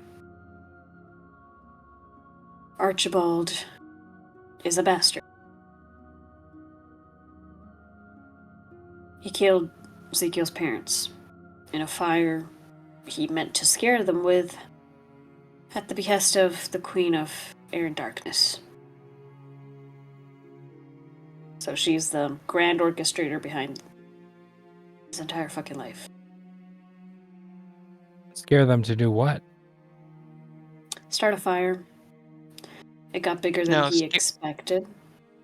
Scare their The parents what- for what reason? Me. Archibald said she always wanted me. Why would she have wanted you, though? What good were you to her, I have no other fucking... than impressionable, malleable? I have no fucking clue, Othira. I have no clue.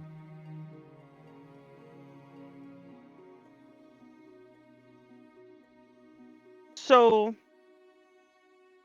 Wait. Can anyone tell if we're being spied on right now? the invisibility? Anybody? Anybody? Somebody's got this true sight stone. They could at least Oh, see if shit, anybody's I do. invisible. I'm going to use my stone of true sight. Ding! Is there an orb in a corner? No? Yeah, it just shows you if there's anything invisible, you can see through illusions, stuff like that. Mm-hmm. No, you just see your party. Because scrying is Okay. like a little eye thing, right? I don't think there's actually like a physical presence to it. I don't know, but there's nothing there. I'd have to look I'm into pretty that. sure it does. I'll look into it. Yeah. I've seen Critical Role say so, but I don't know if that's right. The last time I read the spell it did, but that was 2014, so I'm not sure about the 2024. Yeah. I haven't checked It up on it produces either. a sensor in the location that... Regardless, Blah, you see blah, blah. nothing. Okay. There is currently nothing in this room. Does anybody Okay. have the spell Lehman's Tiny Hut? No. Because that would prevent anybody from hearing from the outside of the room. But we do have the dragon, so...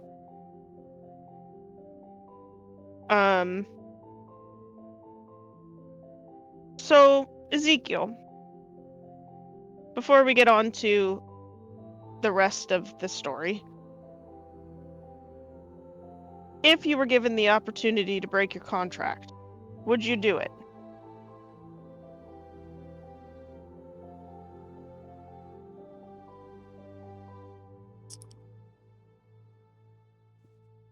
I don't know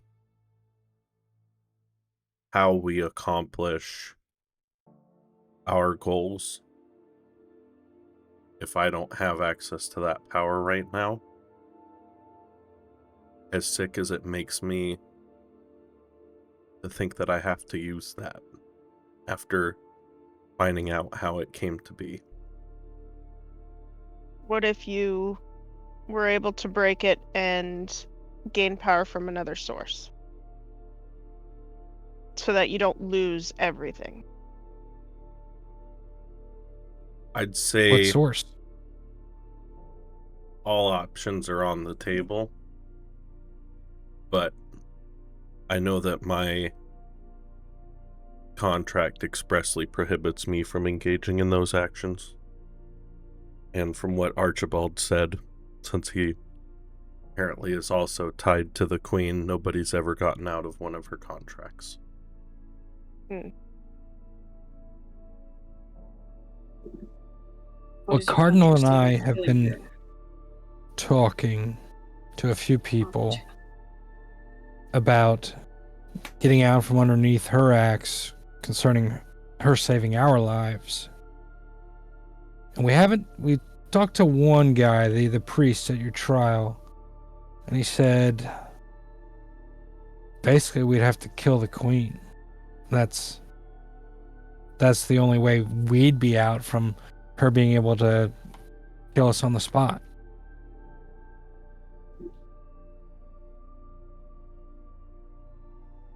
A hell of an ask. If it came down to that, I don't know that I should be present. I don't know how far her influence over me goes. And if I were to try to take action, she would probably forcefully make me resist you guys on her behalf. Let me put out some feelers. If you'd be willing to switch to a different type of contract, I might be able to find somebody that is capable of helping. I'll have to see, though. It would take time, at the very least, to find out an answer.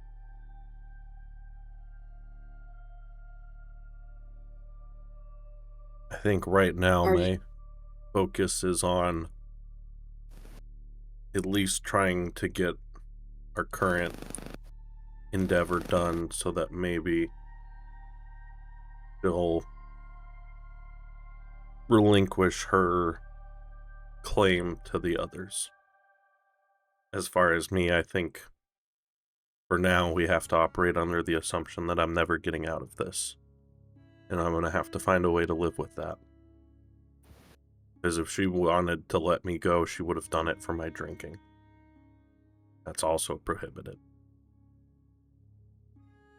Do you think Arnhem, that boat worker, was also under her sway?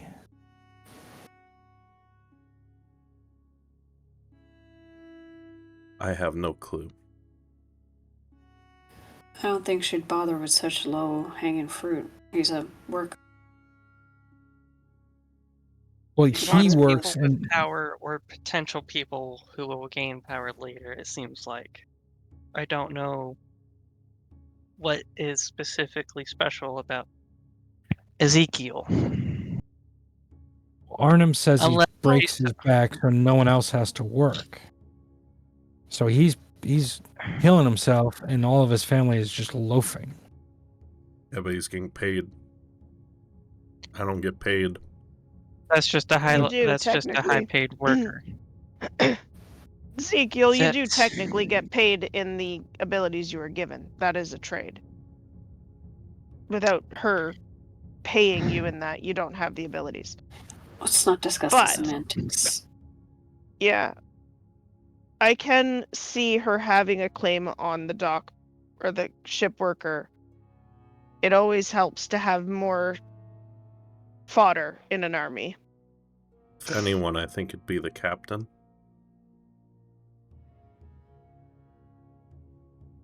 Well, Or she yeah. just How far? takes them How all. wide does this thing go? But Highly doubt it stops at a handful of people. She probably has her own agents and agenda across the world itself. we should focus on how we're Why going would to take she her stop down. at just having humans? Ezekiel, was Archibald a warlock like you?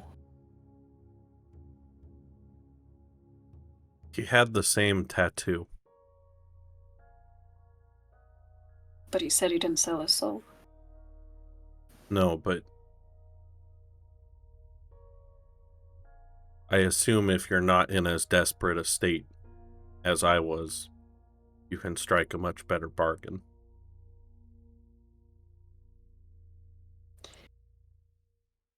We need information on him, on the Queen.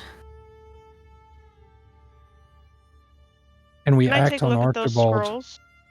before we act on the Queen. Mm-hmm. I'll hand the scrolls over to Athera, and as far as what you said, Tobias, I don't think anything happens in this town that Archibald doesn't have an eye on. No, what I mean is, can we kill him before we kill the Queen? If we did, she'd know. And she'd do the same thing she's been doing. She controls all of us, remember?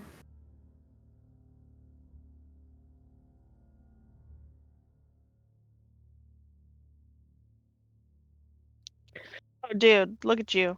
Tobias will The pull out his free casting of comprehend languages.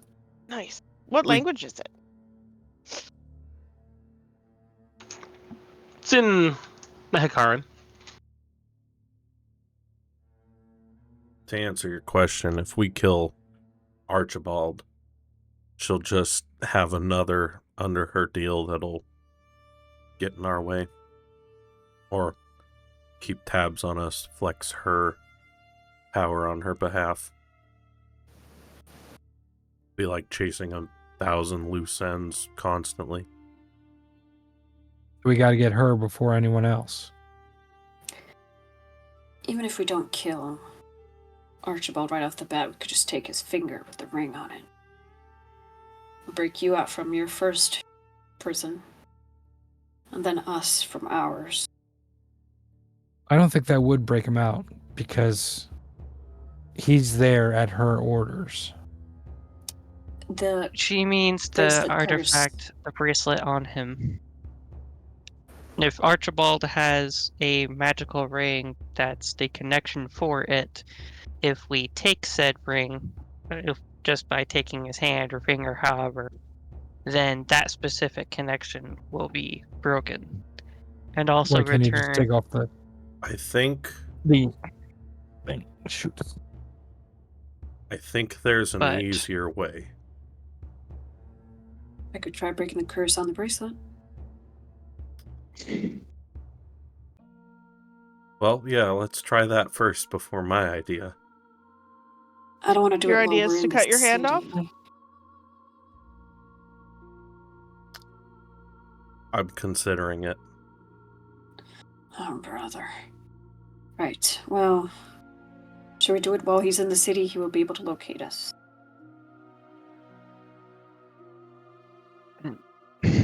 I don't think we should do it until it's game time. We should have it in our back pocket, but the moment we take off, the moment he takes off that bracelet, everything's gonna slam into go. You know, everything's gonna be full speed ahead. I don't think so. I think if we get to Kemri or somewhere in the fight, things can get lost. Things happen. We come up with a believable lie, get rid of the bracelet, or at least break your connection to the And- bracelet. The Put bracelet it on someone else.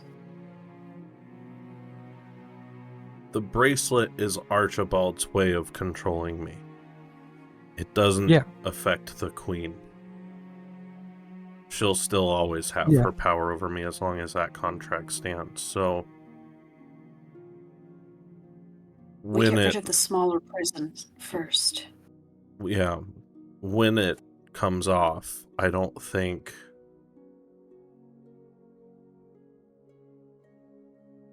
it makes things more difficult in the city, but in the grand scheme of things, it doesn't We'll live.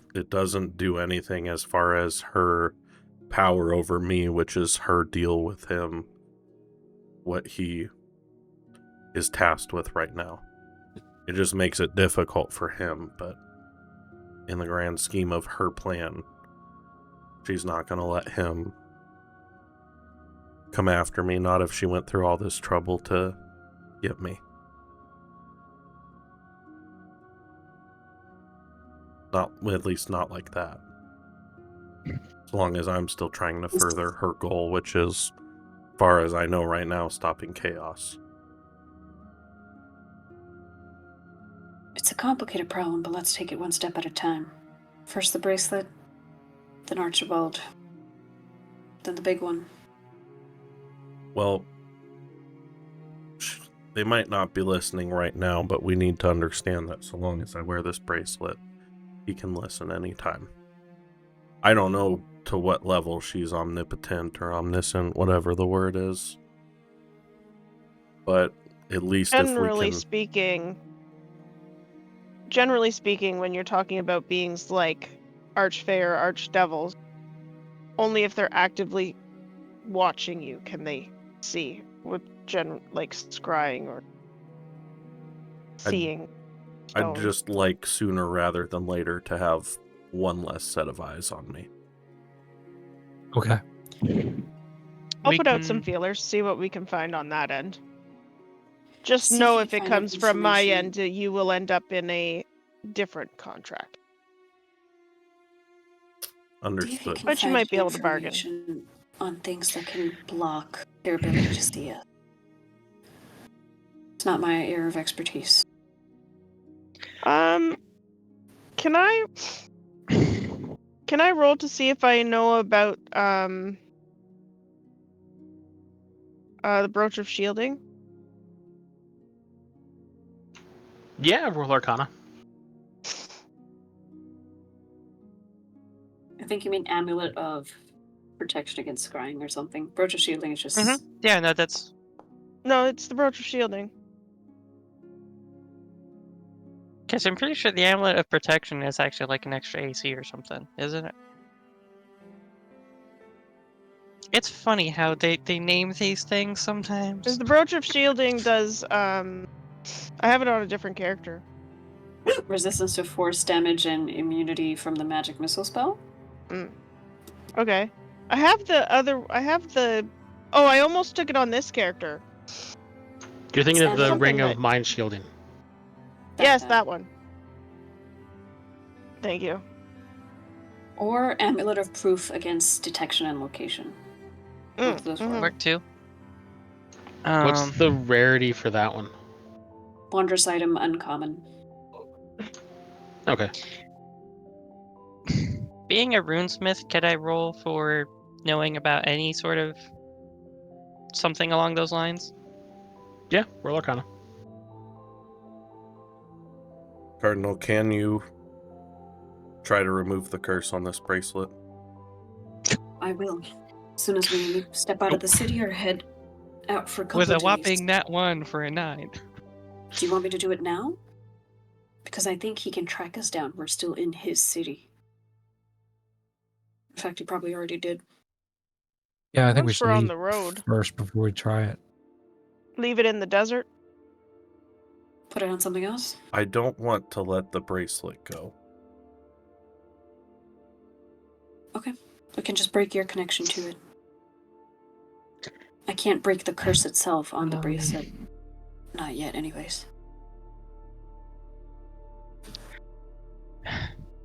So, reading the scroll. So first we're going to deal with the rolls.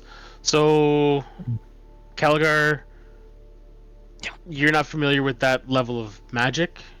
Again, Runesmith, you deal more in Dwarven runes, and your knowledge is that there's nothing that Dwarven runes would really handle in that case. Othira, you've heard talk of a ring that does what you're looking for, but you don't have exact details on it.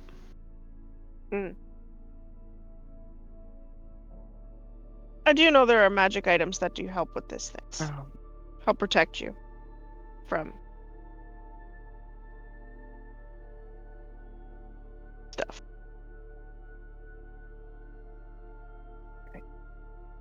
Anyway, as if the plan is to try and break connection outside of city, we need to make a plan for leaving the city and what we're doing. I think we should get out of here sooner rather than later. We won't go anywhere in this city that he won't be watching and listening. First thing in the morning. Well, I think for if one, there's wish information to be sleep in a found, bed. it may If be there's worth it to information to be stay found a here. day Yes. if we can go check out the drowned quarter. That sounded like that may be an area that has more information. But Yeah, I didn't understand what he aside from meant. that, no. I need to speak to Ezekiel after our conversation here is done.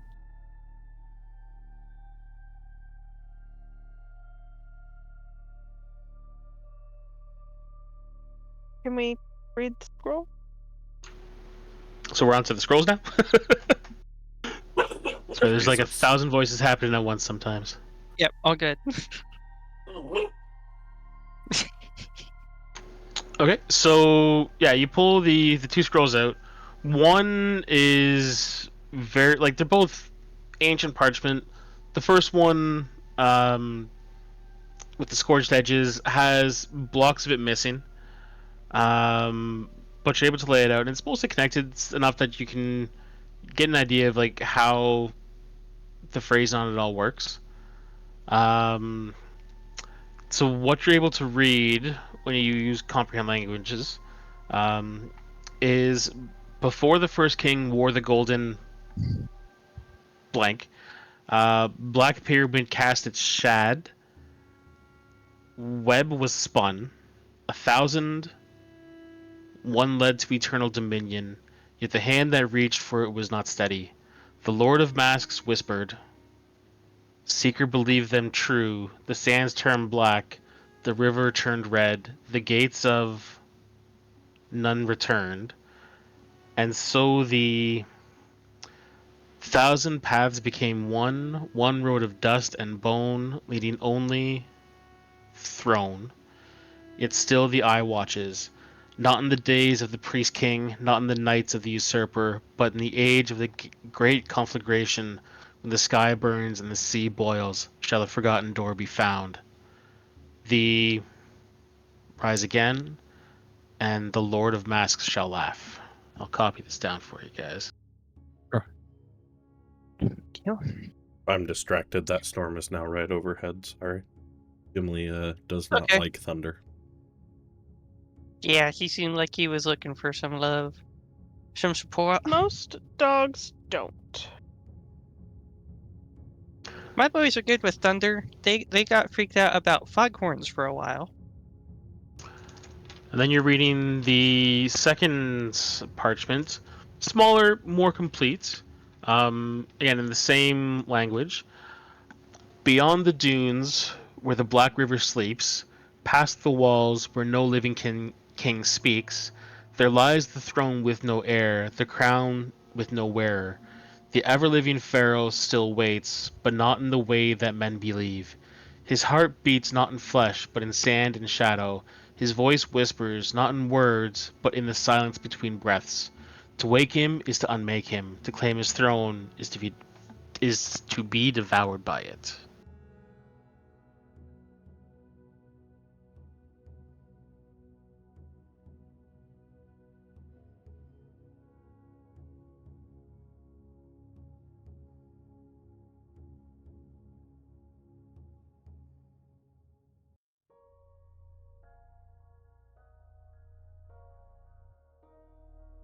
Cheerful. All right. I'll relay all this as I'm reading it. From what we know of, what we've researched before, do we know who any of these people might be? The priest king, the usurper, the Lord of Masks, maybe?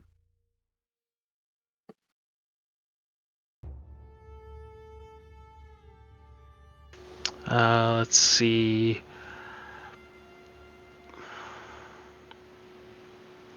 Because we know a few names. You know a few names. Why don't you guys... For this one, I'd say Cardinal Mhm. and Othira to roll a history. History? Do you have anything That made me past a jump in plus? on that history because my home is actually not terribly far from Kemri. Like from Kemri itself, it's 1950, just shy of 2,000 kilometers. At the same time, from your perspective, it would be human history, which is not as pertinent to a dwarf mind, I think. Okay. Fuck it, I'll guidance that. 14. Okay. So Othira, nothing really comes to mind. With the first notes, you can kind of piece together that the Lord of Masks might be referring to Tzeentch, just kind of like that ever-changing presence. And that it might be referring to guiding or maybe deceiving. I'm just going to copy this name because I'm terrible at pronouncing it.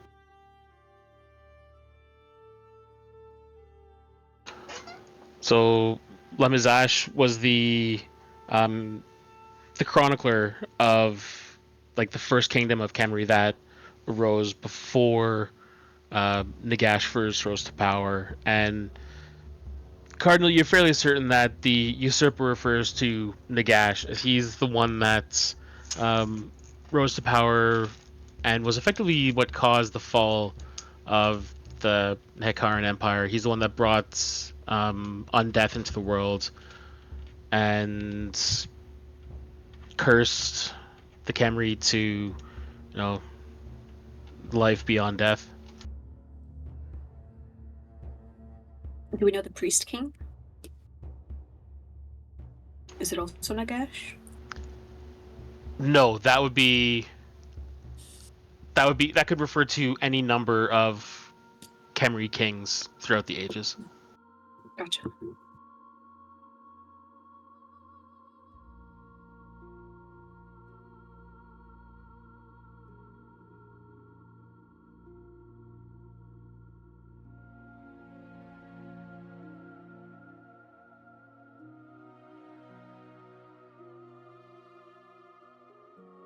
As for the riddle,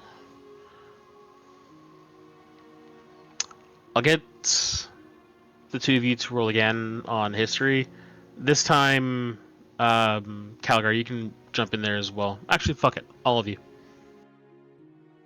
Okay. Finally, something over a 10.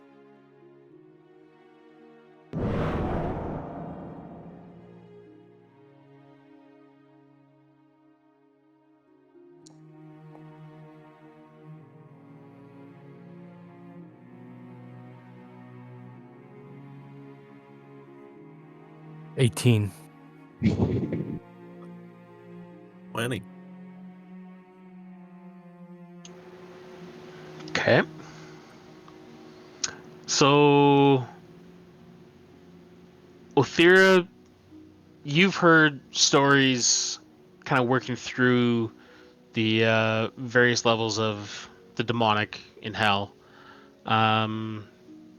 Ezekiel and Tobias, you both had like kind of like a deep-seated interest in that Arabian culture, and you did some reading, and the references to the ever-living pharaoh, the name that keeps coming back to your mind is Setra the Undying, or Setra the Imperishable. You don't really know a lot about him. The most that you're aware is that he was considered the greatest king of the Haikk Empire, and its last true ruler as well. He was the one that was in power when Nagash rose and devastated the country. Was he a mage?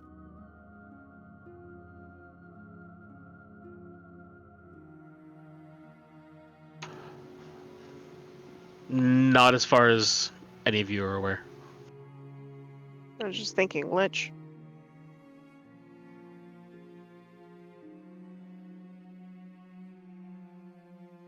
Cetra the Undying.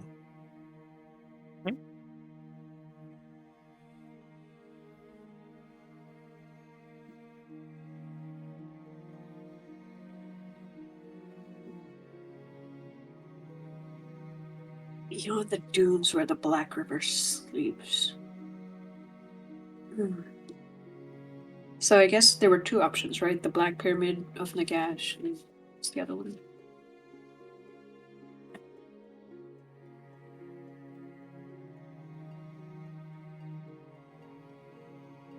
The other one was the Tower of Archaon.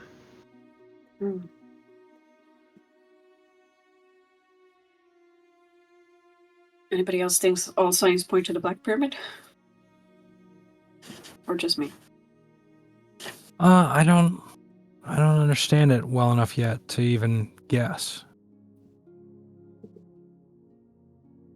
I think it's saying basically there might be an ever-living pharaoh,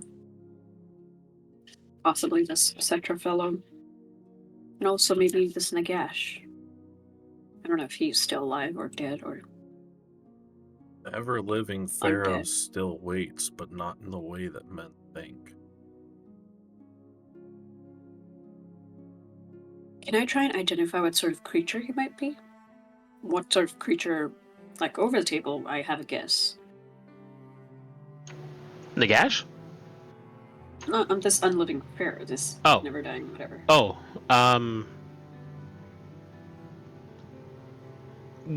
with how ancient this parchment is, and the bit of what you know of like Khemri in total, your assumption is human.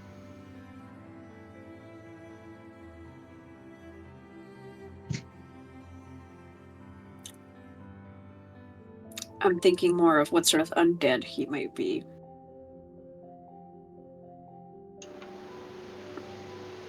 It says ever-living pharaoh. And something about heart not beating in flesh but in sand and shadow.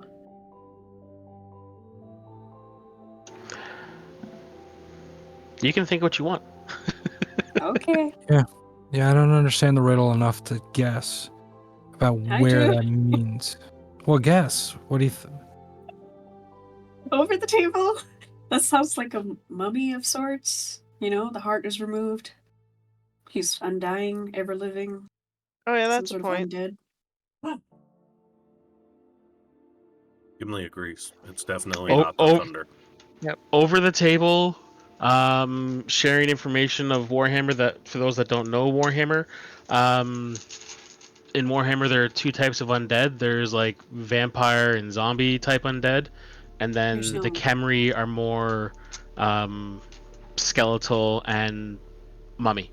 So if you're assuming mummy, you wouldn't be far off. Mummification was a process they used. Mm-hmm. I don't know if Cardinal would actually know the extent that the Khemri cared for their dead. She is a cleric. Yeah, from half a world away. Yeah. That's true. I have religion. Makes sense. If not, that's fine. I can go to the library tomorrow. Yeah, that was my next thought. Are we going to the library? That guy said the Drowned Quarter ruins might help, but I don't know how they could help us. Looking at the scrolls, they're from the ancient empire, so if the Drowned Quarter is ruins of said ancient empire. Yeah, but it's gonna be wet. Yeah, but there might be more Information, words, histories, stories. Yeah. Something we can use. more things I'm just that you gonna could read. I'm just gonna give Tobias an incredulous look. Just really? Well, there's not gonna be many scrolls in the water. That's what I'm saying. No, but a lot of cultures carve There- information into stone.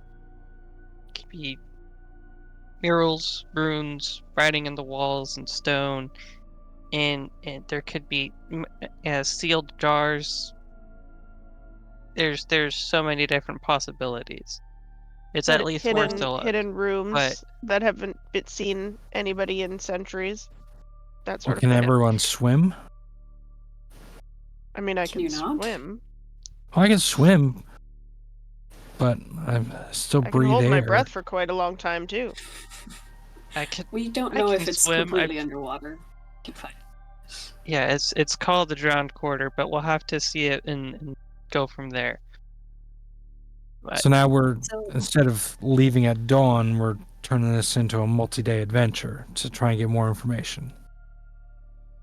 I think we need to at least go by and look at what the Drowned Quarter is.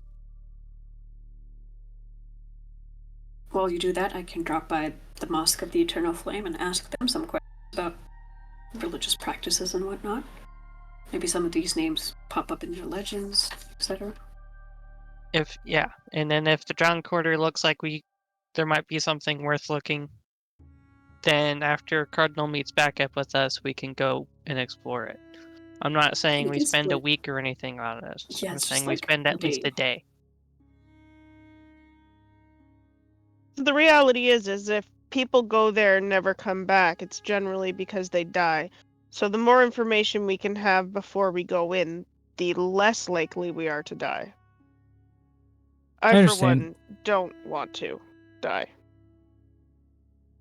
I'm just pointing out our initial plan was to skip out of here immediately. We could also And- leave at night. We don't have to head super far into the desert, but we could start.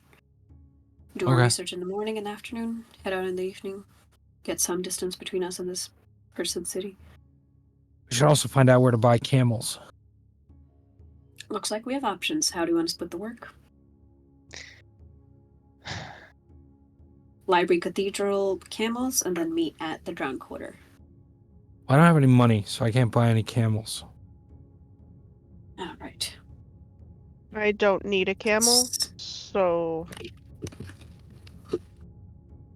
We divide the funds. So, 3 camels? 4? 4 camels? if someone gives me the money for it, I can go get the camels. How many people do we have? 5 of us? I don't need a camel.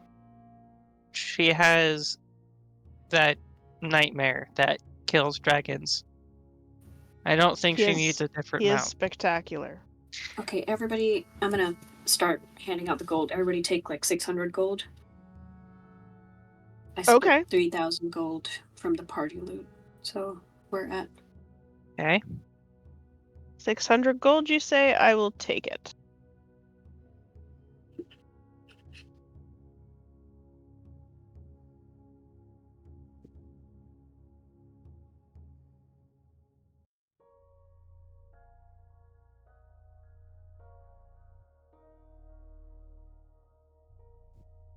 Oh, I got a lot of money. Yeah.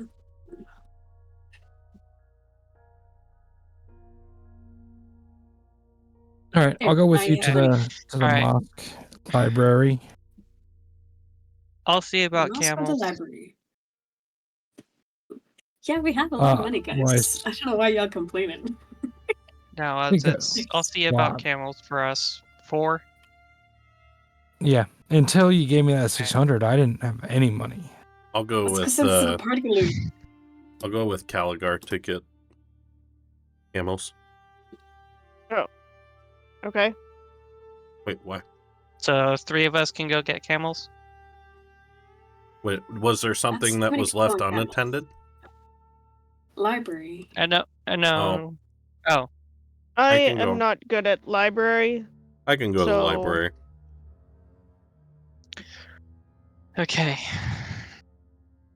Tobias, And camels. I very much doubt they would want me to come to their temple. I'm going to go to the mosque. Okay. And throughout this entire conversation, like, there's clearly been a thought on Caligar's brain as he keeps looking over at Zeke and then like almost saying something. but then waiting. Should we And turn in just- for the night? I'm That sounds sitting good. on my bed, so this one's mine. Okay, fine. Zeke, I need a word. All right, let's go to our room, because I guess we'll share a room. Okay. And I need to go back to the taverns map. Okay. Yeah, Toby, are we so bunking? with that, I'll walk out, and I guess I'll just head for the first room, since Tobias is heading down. I just love that I'm like, yeah, I'm in my bed, and everybody's like, right, I'm going to a different room. It's like, And it's fine, like, all right. you're welcome to sleep on the Well- floor, guys. I need a word with Zeke. I would like this to be a private word with Zeke. Can we follow me to Whispers real quick? It'll be on Oh, you want- stream, but yeah. You want private, fine. private? Yeah. Oh yeah, let's go to Whispers.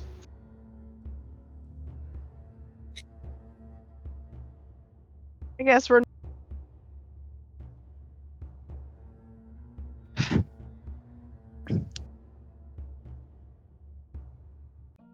This is both me and Caligar, like, trying to think of the right words for this.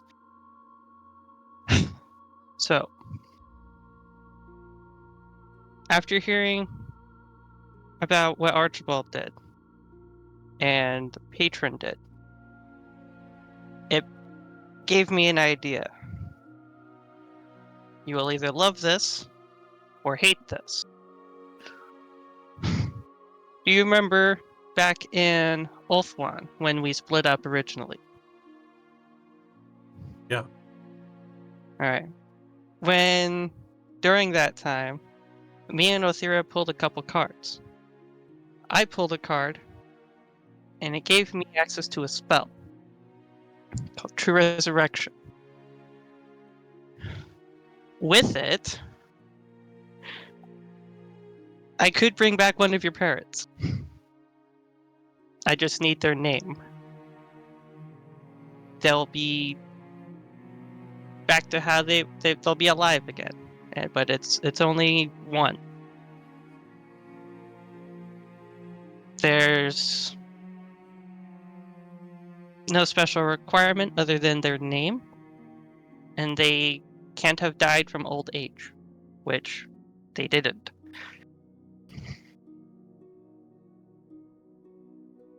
This only lasts while I have the spell, though. So we have roughly 47 or 48 weeks left on the time, because I only have access to the spell for a year since drawing the card, and it's been several weeks. So you have a little bit of time to think about this. But I can't think of a better use for it. I will say something as the DM. Huh? True Resurrection will provide a new body, provided one does not exist. Yep. So if they still have remains somewhere in the world, you can't just use the name and bring them back.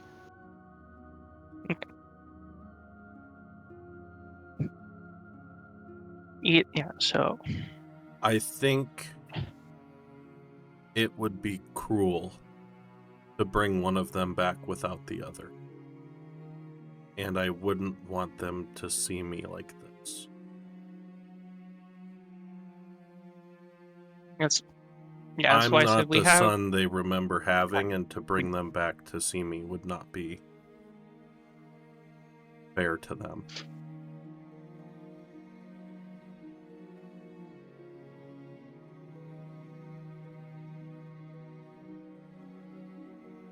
But I'll keep That's it under consideration. Perfectly fine. Like I said, we have some time before I lose access to this. And maybe somewhere along the way we can find something else to bring them both back. But after hearing what happened and having this happenstance, this chance, I wanted to let you know, and I wanted to bring this up with you. Because you may be a goof, a screwball, but you try. And having your entire life manipulated is not something that sits well.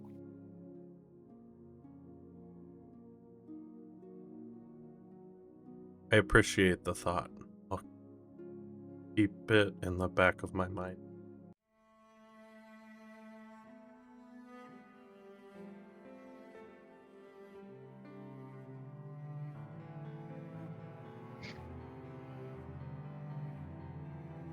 I think that's all I have to say on right now. Okay, that's fine. Like I said, I wanted to bring this to you. But we also have a little bit of time. I appreciate it. Okay. And that's all I've got to say about it. So I think I'm done in the whispers. Okay. Unless you have something else. I might need your help later, but we'll see. Okay. I'm going back up. Oh yeah, I'll give you a pat on the shoulder.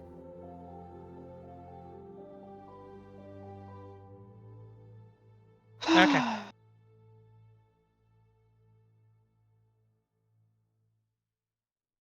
Now you made me curious. Curious, Me Syria, and and you are curiouser. bunking together. It's not how I thought that conversation was going to go, to be honest. But you can always watch the recording. You know, Watch you it. know me, Caligar, with his one-time random whoopsie-doos. Yep. Okay, so you guys have plans that in the morning you're going to be heading out to get some more information. So I think this is probably a good point to call it for the evening. Because you need to I need to figure out develop the information. Yes. develop the information and the sunken quarter or whatever it's called. The drowned quarter. I just find it hilarious that Tobias is all concerned about a quarter of the city being like submerged underwater when it's a desert city. Well, we're on the Maybe it's coast. drowned in sand. That's true. Yeah. Oh, I didn't even consider that was drowned in sand. There Wow. is something I would like to do during the night. Okay. Me too. I would like to make my way downstairs out of the bar and just kind of wander the city. Not wander the city. Wander nearby looking for a dark, quiet spot. Okay. That takes, to say, 5 minutes. It's not hard to find. Okay. I would like to summon Toot Toot Mm-hmm. and have a conversation with Toot Toot. Okay. He appears in front of you. I understand you didn't know. I need to know going forward. How much control do I have over my situation between getting out from Archibald's thumb?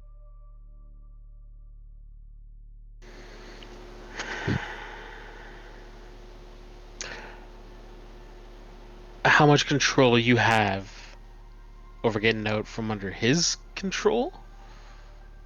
Yeah, I realize. I don't know.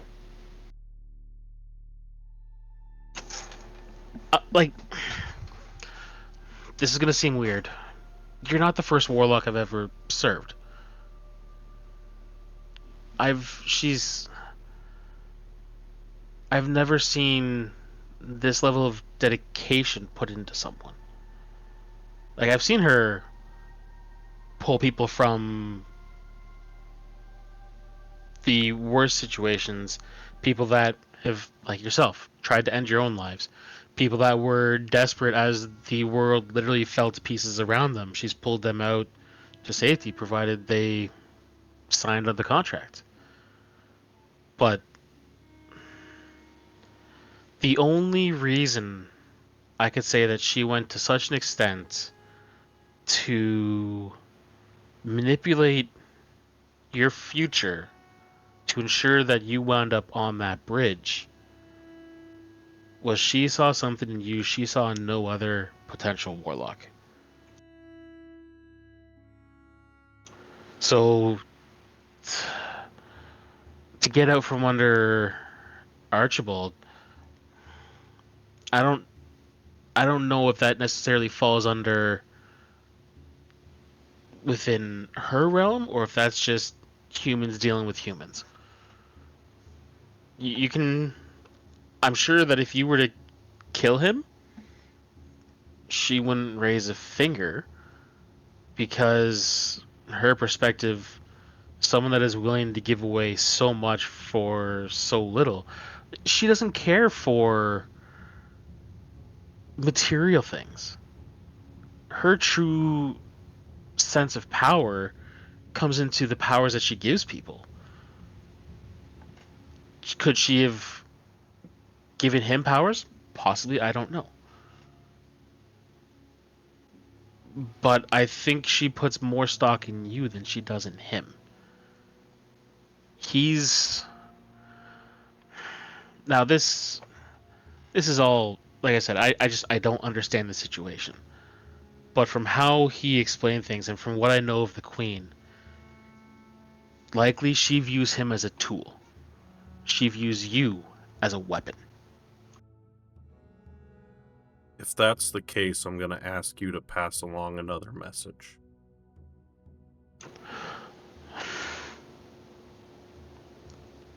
She can snap her fingers and I just stop existing for you. You do understand this, right?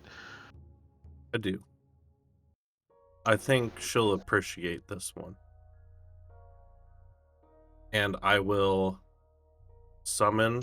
But before you go, before you say anything,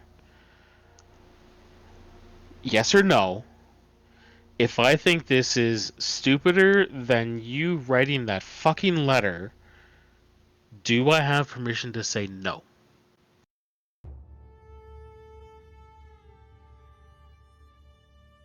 No. You motherfucker. Okay. If we both die from this, at least I just go into oblivion. You're going to an eternity of torture, so have at her. I want you to watch carefully. And I will summon my vicious dagger. And I will saw my hand off above the bracelet.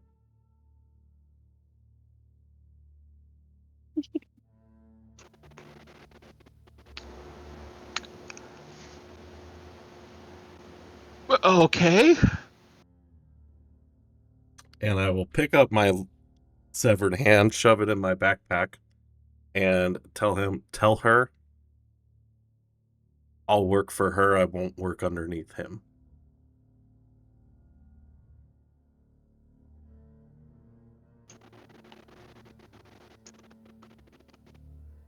Okay. And then I'll dismiss him with my other hand, and I don't know how much damage that does, but I'm gonna go running and looking for Cardinal. You're not gonna make it.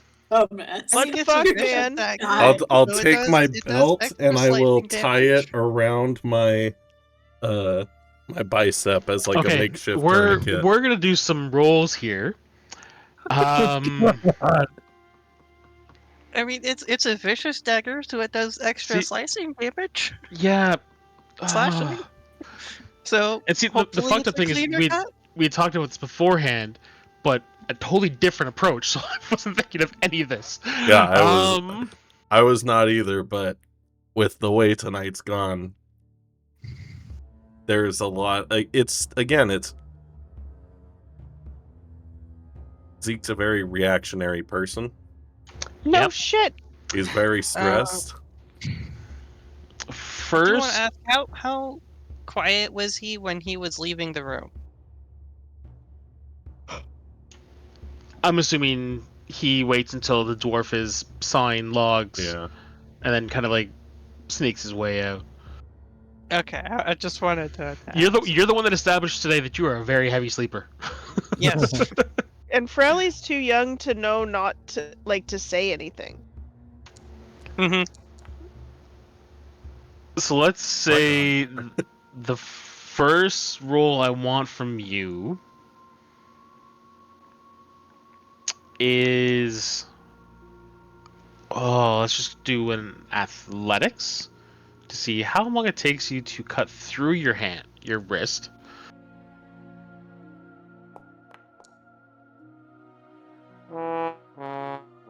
It takes you forever. Oh no! Oh no! Oh wait, Now give me wait! I have an inspiration for this. one. Oh please, That would be funny. I'll accept it too. it's a I seven. just hate you, dude. Okay. So the blade first starts to bite into your skin, and every ounce of your being is screaming at you to stop. Can But you I? keep pushing further and further. I have I want something you- for this. Okay.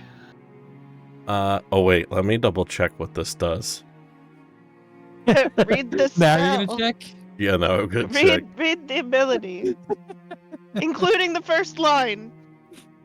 Would force damage help me through?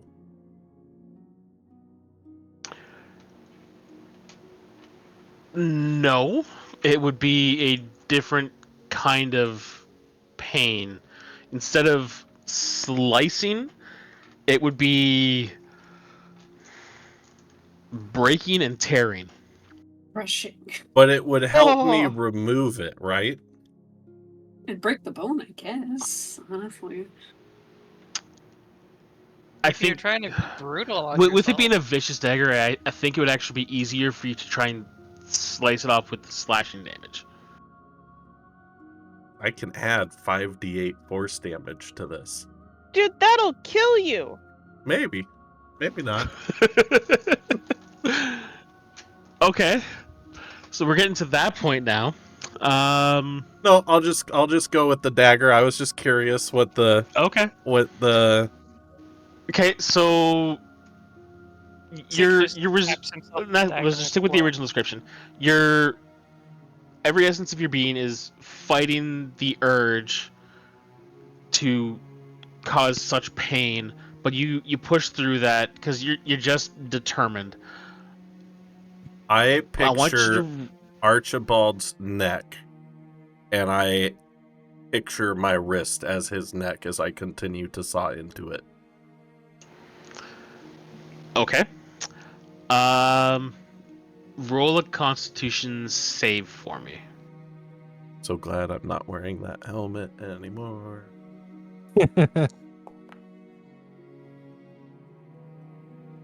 There we go. Big boy rolls. Okay. So you get halfway through your wrist, and you feel like your stomach's just churning from trying to like hold the pain down and just ignoring it as best as you can. You kind of pause for a minute, take a breath, and like you lift your eyes from your wrist, you look at Toot Toot, and like his face was already pale, and it's just gone white. And you keep going. Once it's kind of in a weird way to say it. Once you're past the first half, the second half isn't as bad as you thought it was going to be. Shock is So- an amazing trauma response. So you get the last half. You look at Toot Toot, and you kind of do like a little flourish. You just rip that last few inches through your flesh. Blood sprays across the alleyway. Little bit gets across Toot Toot's face. I'll do another Constitution save. So Toot's entire face is covered by blood at this point because he's so small, right? That's a nat fucking 20. Okay. So your vision just swims as the shock really sets in, but you just kind of like grit your teeth, bear down, and that determination and sheer fucking hatred gets you to push through. And now you're just left with a bloody dagger in one hand and a stump gushing blood. So you kind of like with one hand grab your belt and rip it off. Now I want you to do, let's go with an acrobatics as you try to make your belt into a tourniquet one-handed. I will cast Mage Hand with my left hand. Do it with advantage then. You said what roll? Acrobatics. Dude, I'm a level 8 cleric. I can't regrow your arm. I know. Yeah, but if you have the 2 bits, couldn't you just like hold it up together and just like cure wounds, cure wounds, cure wounds? So yeah, you get the belt around your arm. You yank it tight, and then kind of like pass it to the mage hand. It brings it around, wraps it around them multiple times, and then kind of like helps you to hold open a loop as you feed it through. You tie it as tight as you can, and you're not too certain that it's actually done the job. But after a few moments of just staring at the blood oozing from your arm, it does slow down to a trickle, and you're like, okay, I'm fairly certain I've got this contained. I should probably go seek medical help now. I will try to make my way back to the bar. Now roll a survival to see if shock is screwing you up.